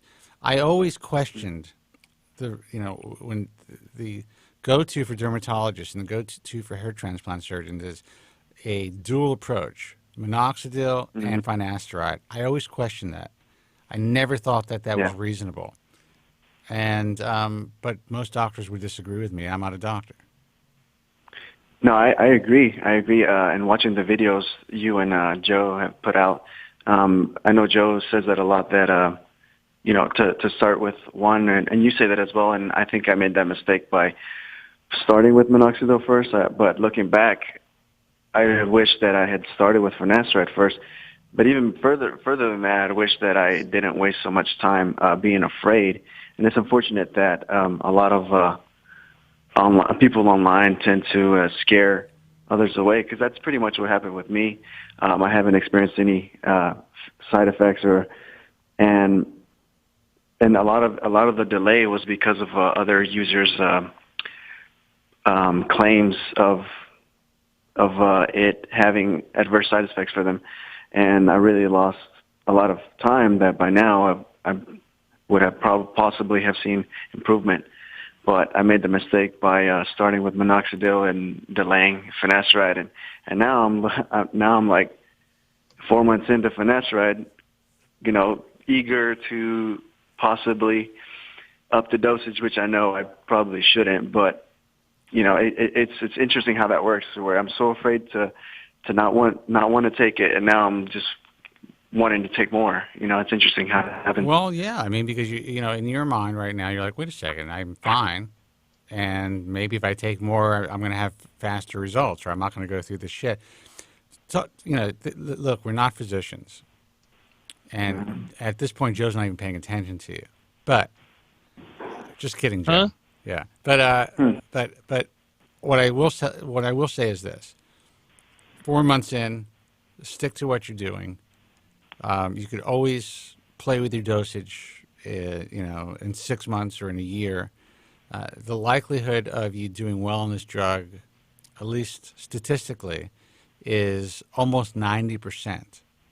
So that means that there's a strong chance, that you're going to at the very least, slow the cessation or arrest. It's not slow the cessation. Cessation is stopping something, right? Yes. Yeah. Yes. Yeah. So, I mean, you will essentially, you have a pretty good chance. The odds are in your favor. Slow the progression. That you're going to slow the progression of your hair loss at the very least. You may be one of the lucky guys who stops it and reverses the process to a degree where you're happy. Okay. I was that guy for a very long time. Now I'm slowly progressing over the years, but it's very slow compared to where I would have been if I wasn't on this drug. Mm-hmm. Okay. Yeah, I'm going to continue. I think next week I'll ask you a follow-up for the finasteride. All right. All right. If you don't mind, I guess I have a transplant question for Joe. It shouldn't. Hopefully, it's not too long. Go ahead. I guess you're getting the medical questions. I get the surgical questions. Yeah. That's fine. That's cool. Yeah, I guess. Yeah, that's interesting because I actually know. When I think of finasteride, I think of Spencer, and when I think of transplant, I think of Joe for whatever reason. And I think you're the perfect guy to ask. So this one's about. Like I said, I'm not nowhere near to transplant, but I just thought it was interesting. I saw a video. I didn't know that there was different types of techniques, I guess you can say, and extractions and implantation, So I saw a video about DHI, I guess direct hair implantation, I believe. First of all, I just got to say, holy shit, I'm going to send it back to Joe. Go ahead. he's like, just put the camera on Joe because this is going to be a long one. Yeah, no, keep going. Keep going. Well, sorry. Well, yeah, I was just going to ask if, like I said, it's just another world for me, right? Because I'm nowhere near to that. I thought I knew enough with the whole FUT, FUE. There's there's a strip and there's the units or the follicular unit, individually, but then you have a whole, the DHI, which is the use of the pin or whatever, and there's extractors that are different types of extractors, and then there's sizes, and then there's the pin. I was just kind of curious as to what your thoughts are. Yeah. So let me break it down. What you should be concerned about. Okay. The first thing that you should be concerned about when it comes to the different kinds of FUE procedures that are out there, I kind of had, I don't know if you can see me, I had a look in my face because that's a different issue. But the first thing you need to be concerned about is the fact that everyone's naming their own FUE procedure. Is this clinic getting results that look natural? Period. That's it. That's the only thing that really matters. Okay, what you're doing, and I mean, ultimately, that once you do all your research, once you learn about what this company says about their approach and this clinic says about their approach, once you get through all that, the only question that matters is the question that matters at the beginning. Is this clinic producing consistently natural-looking results? Because everything else is secondary. Okay, so with that out of the way. Your question is, what are my thoughts on the DHI technique or the such and such technique, whatever. It's all the same. It is all the same. And the reason why I say that is because every FUE tool or method has one job, and that is to cut the skin around the follicle and have that follicle extracted somehow so it can be placed back into the scalp. So when you're talking about DHI method, it's just the use of a Choi implanter pin that's been around for almost 20 years. And DHI is a company, a clinic that was one of the first clinics that I'll call a chain clinic, actually probably the first chain clinic to dismiss strip surgery completely into transition over to FUE. And they did so using the Choi implanter, which is what they still use, or a variation on that, because there are variations on the Choi implanter. There's the Lion implanter pen, which is one of the newer versions. I forgot the name of the other ones, but they're all the same. It's just a plastic pen or plastic device where a technician loads a follicular unit or a graft. I won't call it a follicular unit. They load a graft into the pen, hand it to the person that's doing the implantation, and literally inject it into the scalp, because it makes the incision and places the graft at the same time. Now, there are variations on that as well, where some clinics will make pre-made incisions where they go in with their own needle or blade, make incisions so that the doctor usually has more control over the angle and direction, and then a technician or maybe the doctor will come in later on with a pen that isn't making the incision because it's already been made, but it's still injecting the graft at a certain depth. That's fine. I mean, there's some arguments that say that there is less damage to the graft, but for anyone to tell you that it's a no-touch technique, which is what this company and a few other companies will claim, is incorrect, and it's misleading, because you still got to touch the graft to stick it into the pin. So it's not a no-touch method. There's no such thing as a no-touch method. So. And then, of course, you got the different punch sizes. It doesn't matter. It really doesn't matter, because if a clinic is telling you, oh, we use 0.75 millimeter punches, or we use 0.8 millimeter punches, great. Is that what you're going to use on me? Absolutely.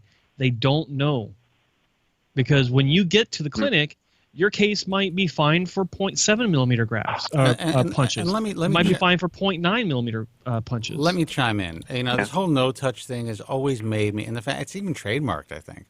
I mean, think about that. How would that even be possible, that these grafts aren't touched? First of all, they're being excised and dissected and extracted.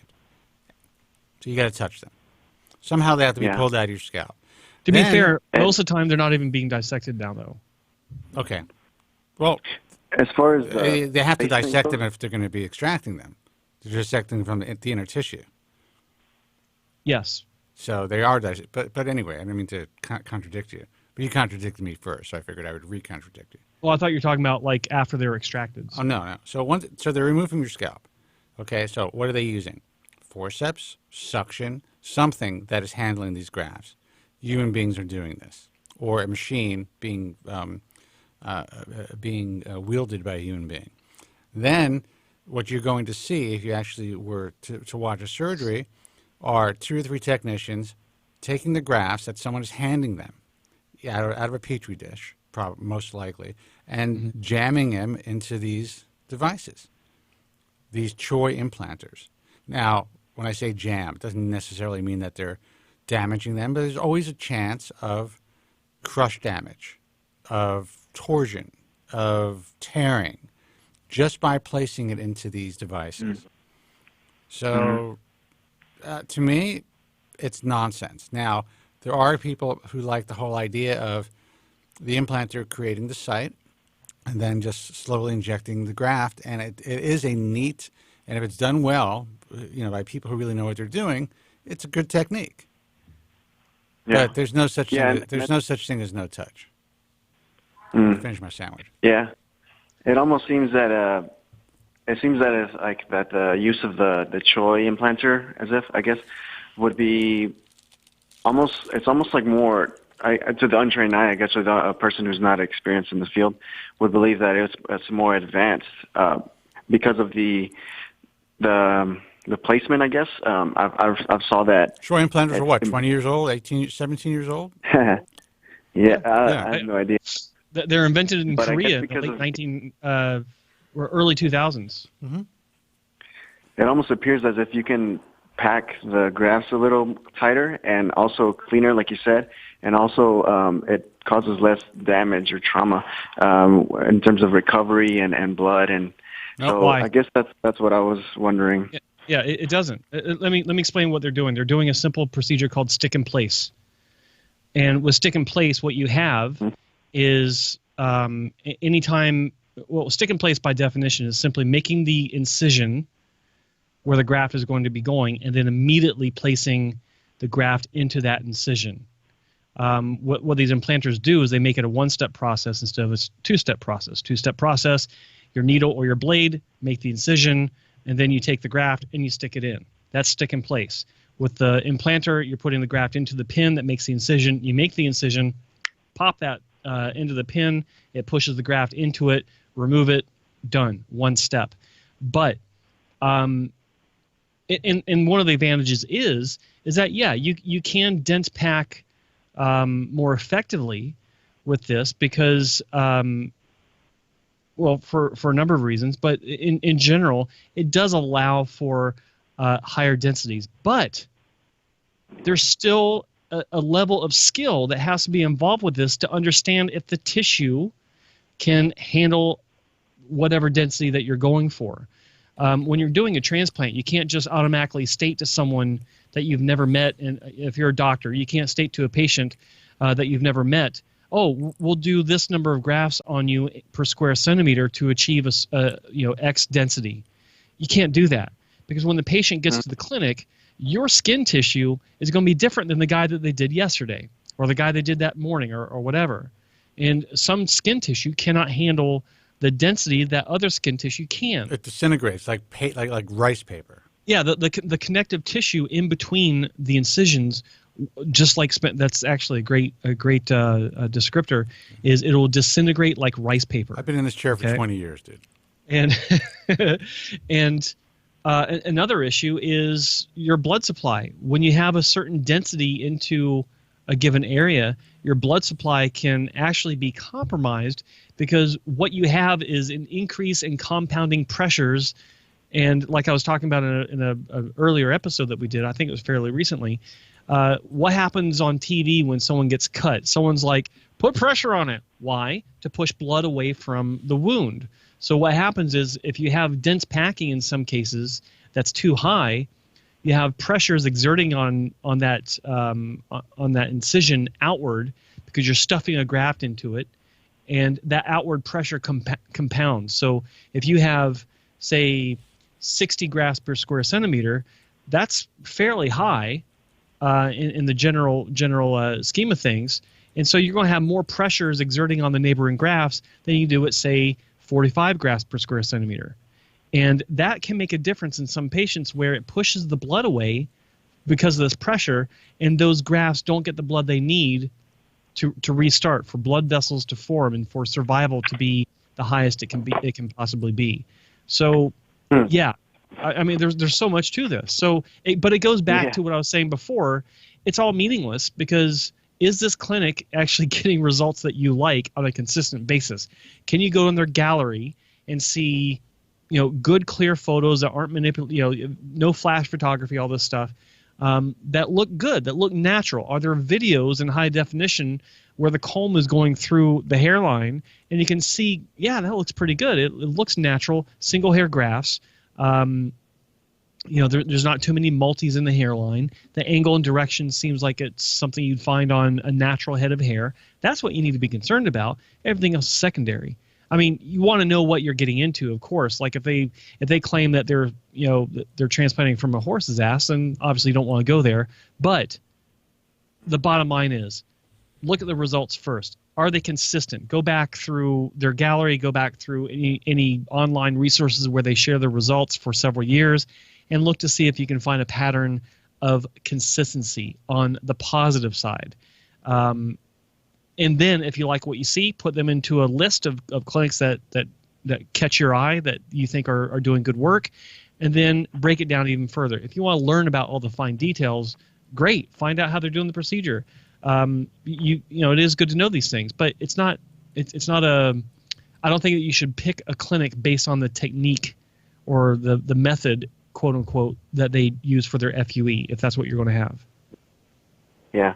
Okay. So I think what Joe is doing is calling bullshit. Oh yeah. Capital BS. Yeah. Now I'm not, thought, of course, and we don't endorse calling bullshit on the Bald Truth. But because God knows that's not what we do. That's not what we do here. No, but listen, man. This is an industry. This is a business. Everyone is trying to make their own tags. You'll see the most insane trademarks, like about hairlines or whatever. Just insane trademarks that really makes no sense in the real world, or if anyone truly understands what this procedure is all about.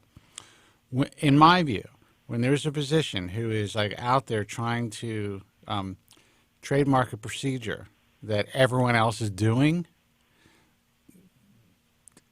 unless you could really see spectacular results on a consistent basis, I look at those guys with a jaundiced eye. This is medicine. You're not, trademarking. Cardiologists aren't trademarking bypass procedures. You know what I mean? Yeah. That's a good one. It doesn't work that way. But it works that way in this fucked up field of medicine, which is cosmetic surgery in general. Yeah. So. Yeah, it just almost seemed like a bit like I said, there aren't very many videos, but just I thought it was.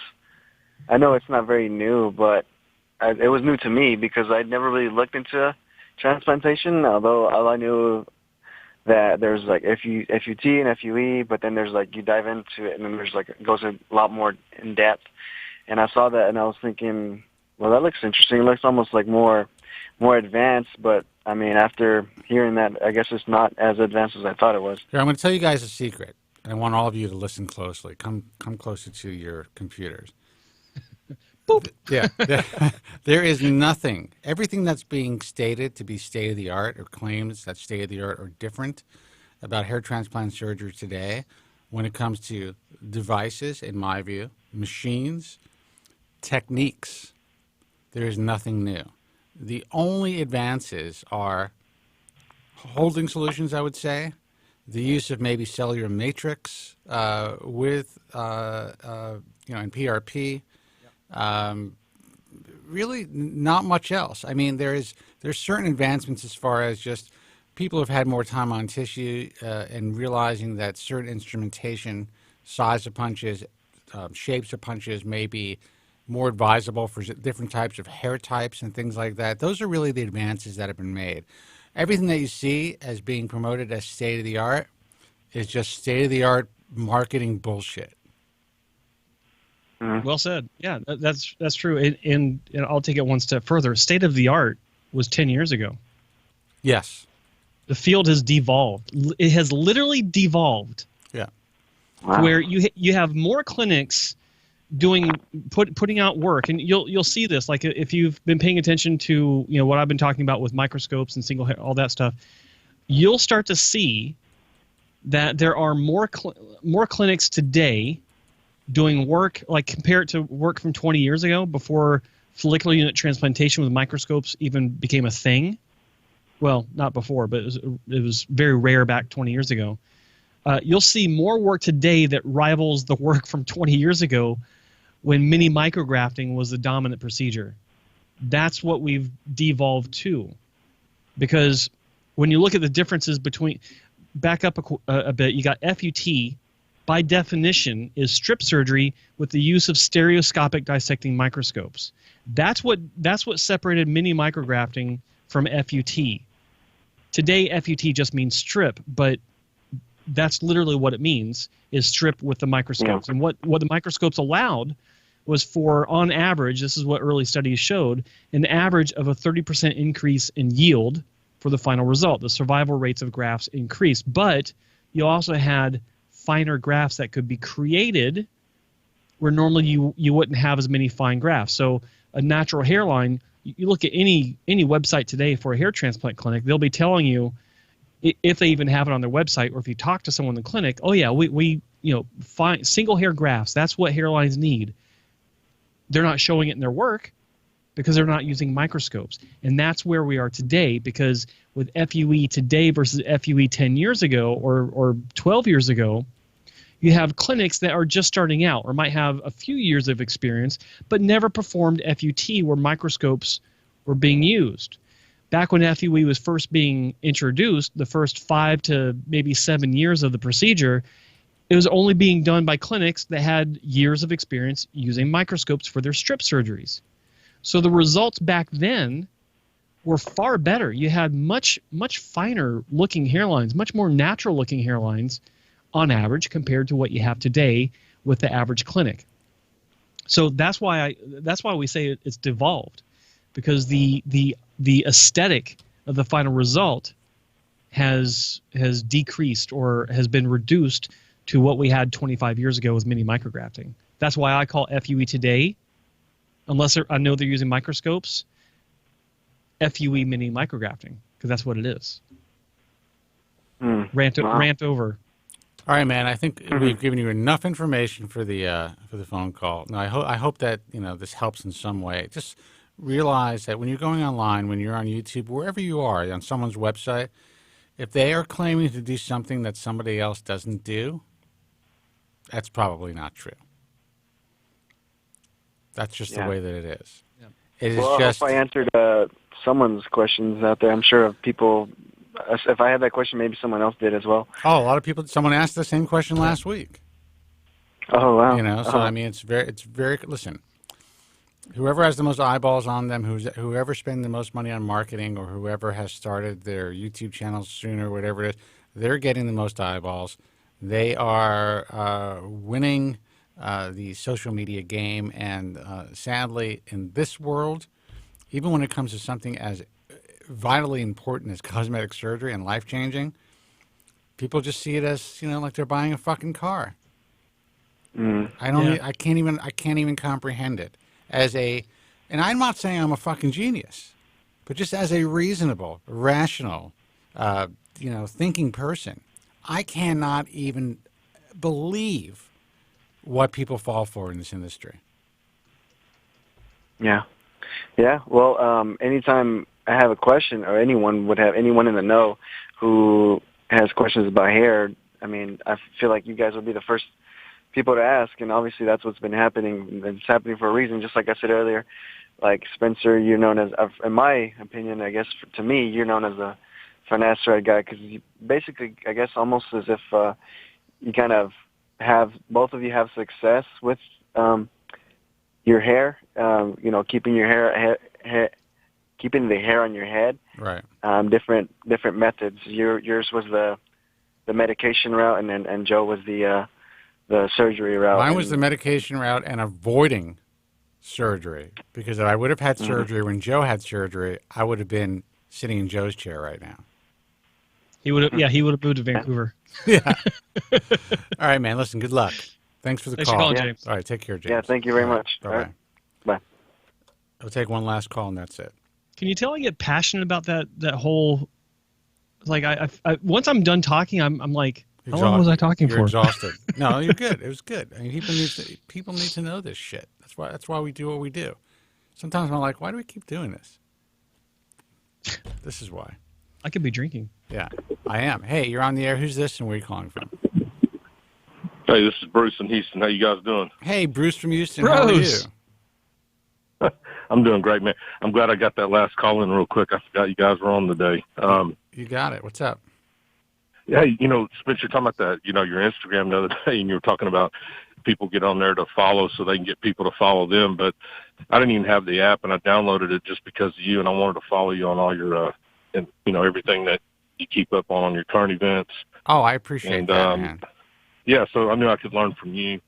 But I noticed there's been y'all know my story. I don't need to go into it again about 25 years ago with Bosley and all that, but I still got to probably go in for just one repair deal from that. I've been researching the IHRS guys for about a year now, and I've narrowed it down to a couple, and I think I'm going to go to Cooley over in North Carolina. And you talked about the PRP, and kind of wanted to get that along with my procedure when I go, probably about a year from now. And I know that y'all you're talking about 90% of it's garbage out there, but he's on the safe 10% list, right? Because I know, Joe, you did a video with him, so he'd be on the 10% of the safe list guys, right? I would say if anybody is doing PRP correctly, it's Jerry Cooley. Yeah. Okay. Look, I excuse me. I was a big skeptic on PRP before I saw his library of results and I met some of his patients. He's worked really hard on this, and Jerry Cooley is. What I like about Jerry Cooley is he's another doctor's doctor. He's a researcher by trade. I mean, but when he was coming up in medical school, he was really into the research side of things at Johns Hopkins University, and he was working on cellular based treatments in medical school. Like that was part of his research back then. So he's got a long history of looking at this kind of treatment. And when PRP came along, PRP's been around for like 40 years in sports medicine. But when it was first applied to the hair world, he was early on that train and did a lot of great work in trying to push it forward. So yeah, I think that he's definitely on that small list of people that know what they're doing with PRP. I mean, he's a lot of clinics offer PRP. A lot of good clinics offer PRP, and a lot of good clinics offer PRP that are getting results. But I don't feel like a lot of these clinics know exactly what it is that they're doing. They're just repeating what they've been shown, and they may have some basic ideas about stuff, but Jerry Cooley came up with these ideas a lot of the time. Joe Grieco did as well. I mean, Joe Grieco down in Florida, he's also one of the original people to really push this for hair loss. Right. So yeah, I'm a big believer in his approach, and I know that several top doctors have learned from him how he's doing it, and they're applying the same or similar approach. So yeah, I think that if he thinks it'll work for your case, then listen to him. Yeah, I will. And him being I noticed in 2019 January this. If you look on his website, he's only doing hair transplants only now, no more dermatology. So yeah, and to be clear about that, when he was doing dermatology, it was like maybe a couple days a month. He was already like really like 99.5% only hair transplants. He had another doctor that was coming in to do the bulk of his dermatology work, and he was like maybe 1 or 2 days a month. But yeah, he's gotten rid of that side of the clinic. He's actually moving into a new facility, which is exciting. I thought his existing facility was fantastic because it's in a dermatological hospital, but apparently there's a new facility being built across the street, and he's moving into that one. So yeah, it's exciting times for the clinic.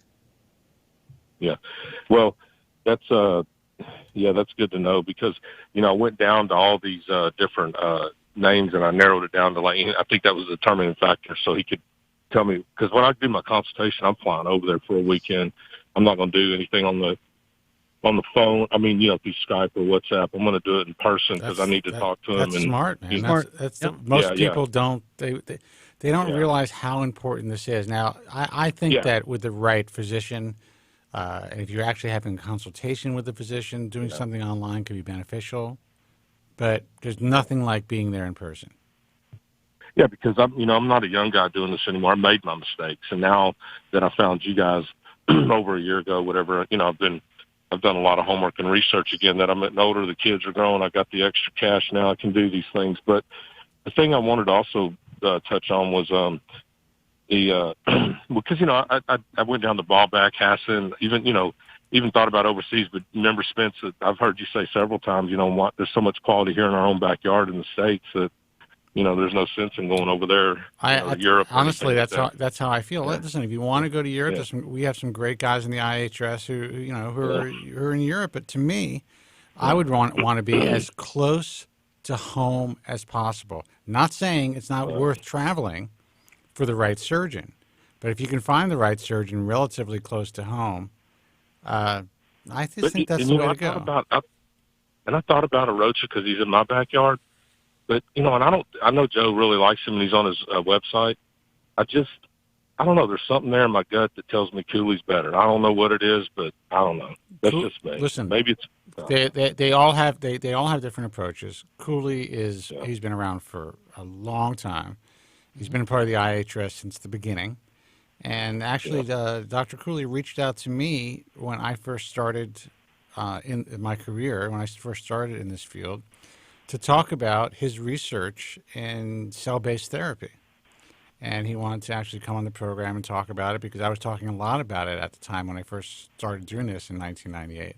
So this guy has always been kind of out there on the cutting edge, and he's always been a really solid hair transplant surgeon, like solid as solid can be. So I don't think you're making a bad choice. I think you got to go with your gut. Yeah. And I need to interrupt for just a second, Bruce. There was someone, I think it was FSK in the chat room, was asking if you can get shock loss from PRP, and someone else said that no, you don't. You can. That's false. You not that you do, but you can get shock loss from PRP, just like you can get shock loss from any other treatment on the planet that actually induces hair growth of any sort, because shock loss comes in different forms. It can be temporary, it can be permanent. Yeah. I can't say that you get permanent shock loss from PRP, but anything can happen. But you can definitely get temporary shock loss from PRP. And while I understand the person in the chat room may not have realized that, it is a reality. Anything that influences your hair growth can induce some form of shock loss. So just you guys in the chat room need to understand that. And that's why I'm going in person, because I want to, that might not even be an option on the table. I may just get a straight, second pass hair transplant deal. But, FSK, he just brought up a good point on shock loss. You hear all these, every time you go, you could have a great procedure. Next time, maybe not, and I understand all these things, these second passes that people go through and you get 30 to 40% coverage or whatever. But, when you're, 50, 3 years old, you're not looking for that, full head of hair. And so that's why, I was saying that, it's not necessary to go all that, route, you know what I mean, to go that severe with it. So, well, listen, you were trying to hit something that was old school repaired. You have realistic expectations. I have a feeling you're going to do pretty well. And being our age, it kind of gives us it should give us a unique perspective on life and just what's meaningful and how much you really need. And I'll give you an example. I learned in life, not necessarily the hard way, but just by experience, through experience, that I've lived very big and I've done all kinds of great things in my life that people aspire to do. And the reality is, I don't need it. I realize what I like in life. Yeah. And what I like in life are usually the smaller things in life. Well, Spencer and Joe, this is for both of y'all. You're right. I agree with you 100%, Spencer. But what do you think about, do some of these guys not go for these second passes? Because what are the odds or the chances of having the shock loss from your, the transplanted hair from the first procedure? I mean, is that why y'all say those things, or is it just because every time you go under a cosmetic surgery, just anything can happen? Anything can happen. Like, and to back up, there are a couple of different kinds of shock loss, and there's temporary and permanent. And permanent's caused from usually either physical damage from the procedure to previously transplanted hair or native hair, whatever it is that you're concerned about, or it can be from too much pressure from the procedure, healing and stitches and different reasons. But we tell people. We talk about avoiding multiple procedures if possible, simply because in the way I put it, the way I look at it is every time you have an additional procedure, the odds of having a fucked up result increase because you're playing the odds. Okay. You really are playing the odds because you have enough procedures. Eventually, you're going to have one that's not going to really turn out. And like in my own situation. After my first two procedures that I needed to have repaired, when I went to Dr. Wong, I had I had was it 3 procedures with him before before that scenario actually happened. I wasn't fucked up, but I needed a scar revision from my 3rd procedure with him, my 5th overall, where my next procedure was just that. It was a scar revision for the central section of my donor scar. And, that was a mild issue. And it was easily fixed. But a lot of times, that's not so mild for people, or something more severe will happen. Like, maybe there is some permanent shock loss because there's too much hair. The thing is happening again on your fucking screen, man. Oh, I hate that. Zarian, damn you! Anyway, I'm just gonna put your voice on. Hey, Spence. Right. So would it be safe? Would it be safe to say don't go to a doctor in Las Vegas to get a hair transplant? Then just kidding. Actually, we finally have one guy in Vegas that has an office in Vegas. That's why I was careful what I said. I didn't want to offend anyone. But hey, one other question. I'll let you guys go, and I'll save my questions for next time. The other questions. Whatever happened to old Warren, man? He don't call in. My brother in blue from Hawaii. What happened to him? He never calls in anymore. Who knows? Yeah, I was thinking about him. I hope he's okay. He moved on, man. He may have moved on. and that's what happens, guys. I mean, his result turned out. I'll speak for Spencer. His result turned out better than we expected. Awesome, great for him. We're super happy about that. And he started with a medication, and if I recall, he was having a good response on that. And then he started using Hairton, the concealer that he found through my YouTube channel, and it's very possible that he's like, I don't need to worry about it anymore, so I'm done. Thanks, guys. And that happens a lot. That's why a lot of times you see guys that start documenting their result or their procedure, 5, 6, 7 months out, they're like, I don't need to go back, and I'm happy. Why should I go back? They don't even think about it anymore. It's not a conscious. It's not a conscious thing. Yeah, exactly. So I hope that's the case. It is kind of cool to. Yeah, that probably is, and but even like in my case, I'm kind of like at that point now. I just want to do this for my own personal deal because it bothers me. It's like having some two buck teeth you want to get fixed. But the thing is, I think I'm the kind of guy I'll still touch in from time to time just to listen to you guys and see what's the newest technology, whatever. Well, listen, I hope you do, and also your experience as a repair patient, as someone who waited so long to be repaired, as someone who is. I listen. We're the same age, so even to say you're older it's ridiculous. You're not older. I mean, come on, 53 is the new 52. But that's but true. But there's a lot of young guys out there who are like, if I could only make it to 40, then I'm not going to care about my hair. Hold on. Yeah. Andrew's in my computer. And that's not true. Spencer keeps having this idea that there's people in his computer. I keep having Spencer. There's no one in your computer. Hold on. There is no one in your computer. Time for Actually, medication. I could use some medication. But I guess I lost my train of thought. Oh, here it is. So, young guys think that once you're 40, they're just like, hey, I just want to make it to 35. I just want to make it to 40, and then who cares?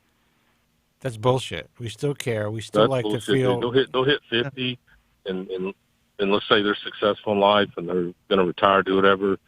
They want to ride out about 10 years looking pretty good, whether it's in the gym or in the mirror, whatever. Dude, I will. That's what the first caller was talking about. I'm going to go down swinging. Talking about going down swinging. What about that billionaire diamond dude who fucking died in Paris getting his cock enlarged? Yeah, I saw that. Yeah, they said he had a Napoleon deal, but he would have his accountant read his bank statement out to him several times a day to make him feel better. Oh, well, I'm tall and I do that. So, hey man, hey, I'll let you guys go. Dude. But hey, Spence, go have a couple of drinks on me, okay? I will. Well, send me a check and I'll do it. I was gonna say I'll send you the bill. All right, man. Take care. Right, y'all have a good one. Okay, right, take care. Bye-bye. Thanks for calling. We're gonna call it a night. But that's actually, I'm laughing at this poor guy. I think if you made it to 65 and you're used to having a small penis your entire life and you're a billionaire, I read it right. There's one great comment online about this. This one woman who looked like she was in her 40s, attractive woman, said, "Women, if you have a couple $1 million, women can care less. If you have $1 billion, you don't even need one."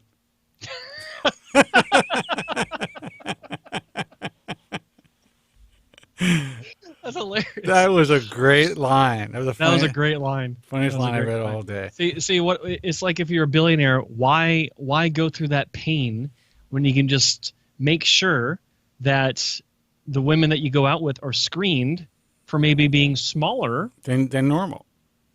Right. Go for no pain. Certain Asian types. Exactly. You know? Yeah. Or little people. LPs. Hey, there's some good-looking LPs out there. There really are. There really are. Anyway.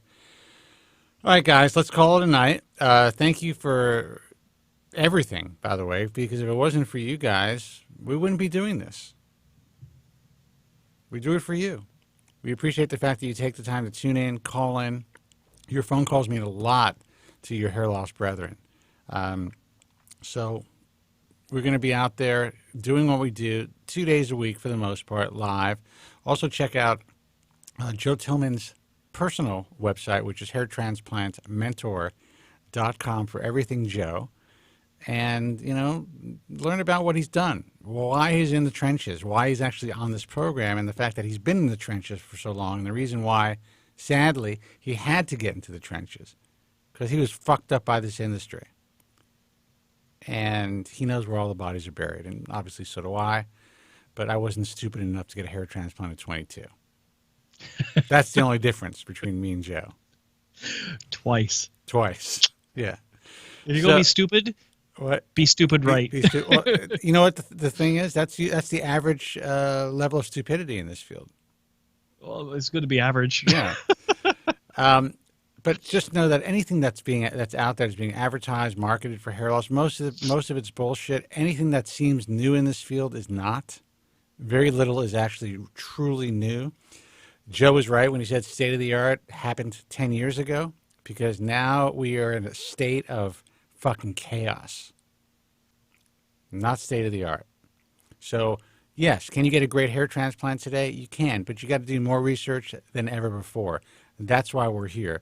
The website is thebaldtruth.com. Check out archives of this broadcast and clips from our show, and also clips from our Undercover Doc segments. And somebody in Joe's chat said that we should start putting this stuff on YouTube. We will. There's a lot of stuff that's happening. Actually, Andrew Zarian will finally be coming out to the LA studio in a week or so. So we're going to get a lot of stuff fixed that needs to be fixed, and this way I'll be able to get more content out to all of you guys who are waiting for it. Also, iTunes, check us out. Spencer Kobren's The Bald Truth on iTunes. Please take the time to subscribe. And guys, come on. Just go to Instagram. Download the app if you don't have it. You don't have to be yourself on Instagram. Just follow at Spencer Kobren. Like my shit. Even comment. That's all. We want to get some real followers. You know, I started this, maybe it's been a month or so, and my followers went through the roof, you know, comparatively. And now I'm like stagnant. Because all these people started to follow me, and then they unfollowed me because I didn't even know the game. That's what people do. There's less than 1,000 people on Instagram that care about hair loss. Yes. It's unbelievable.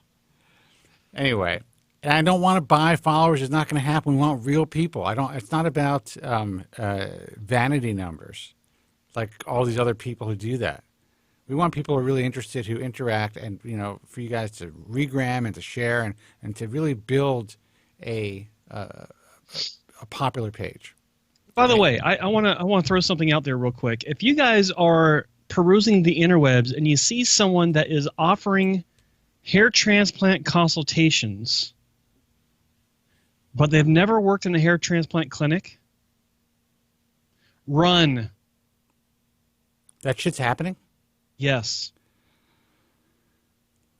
Yes. Oh my God. Someone, I'm not going to say who, but it's just someone that's in the YouTube space is now because he had one hair transplant. Is he? He's going to be charging people? Based on his history, I wouldn't doubt it. He's either charging people or working for a specific doctor. Well, okay.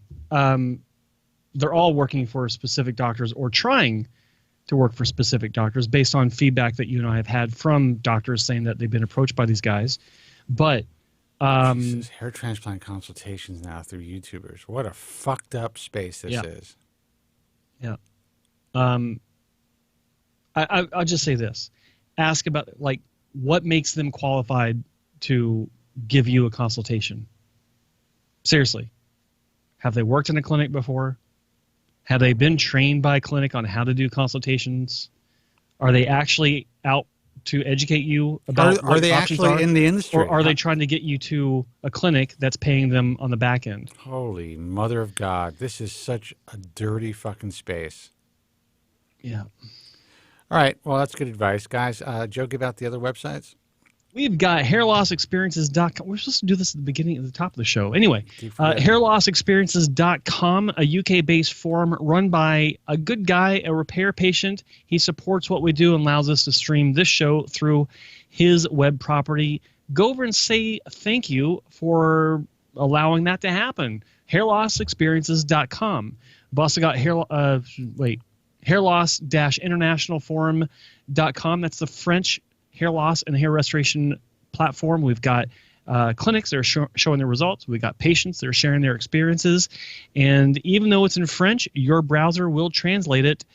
If not, I think there's an English option for translation. So check it out, international-hairlossforum.com. And finally, we've got the Italian hair restoration and hair loss forum, bellicapelli.forumfree.it. Same thing with the translation. It's all in Italian, but it will translate on your browser. Hair transplant clinics sharing results, patients sharing their experiences. Go check them out. They're a great supporter and friend of this program. I tell you what, if you guys want to have hair transplant consultations, you call this program, and we'll tell you who not to have hair transplant consultations with. How's that? Someone that doesn't work at the clinic. That's a good start. God almighty. I'll send it to you. I got to tell you, the audacity of people in this world. I mean, this is, if you're going to sell a car, I get it. If you're an expert in electronics or whatever, you know. But you are dealing with people's lives here, man. Or people, whoever's doing this. Fuck. All right, guys.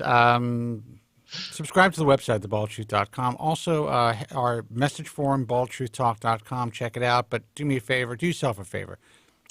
Don't take too much time on the forums. Yeah, it's great for us. Gives us a lot of traffic. Terrific. I appreciate that. It's nice to be able to say that we are the most trafficked hair loss and hair transplant website in the world that has no PMing system, which is actually a huge deal. But I don't need to explain that. But I also believe that, in general, most forums are toxic. I'm sorry. We work with some good forums. We control and really have a good, well-moderated forum. But there's always going to be some toxicity. Where there is space for unhappy humans to communicate, there's going to be some toxic shit happening. It's the way that it is.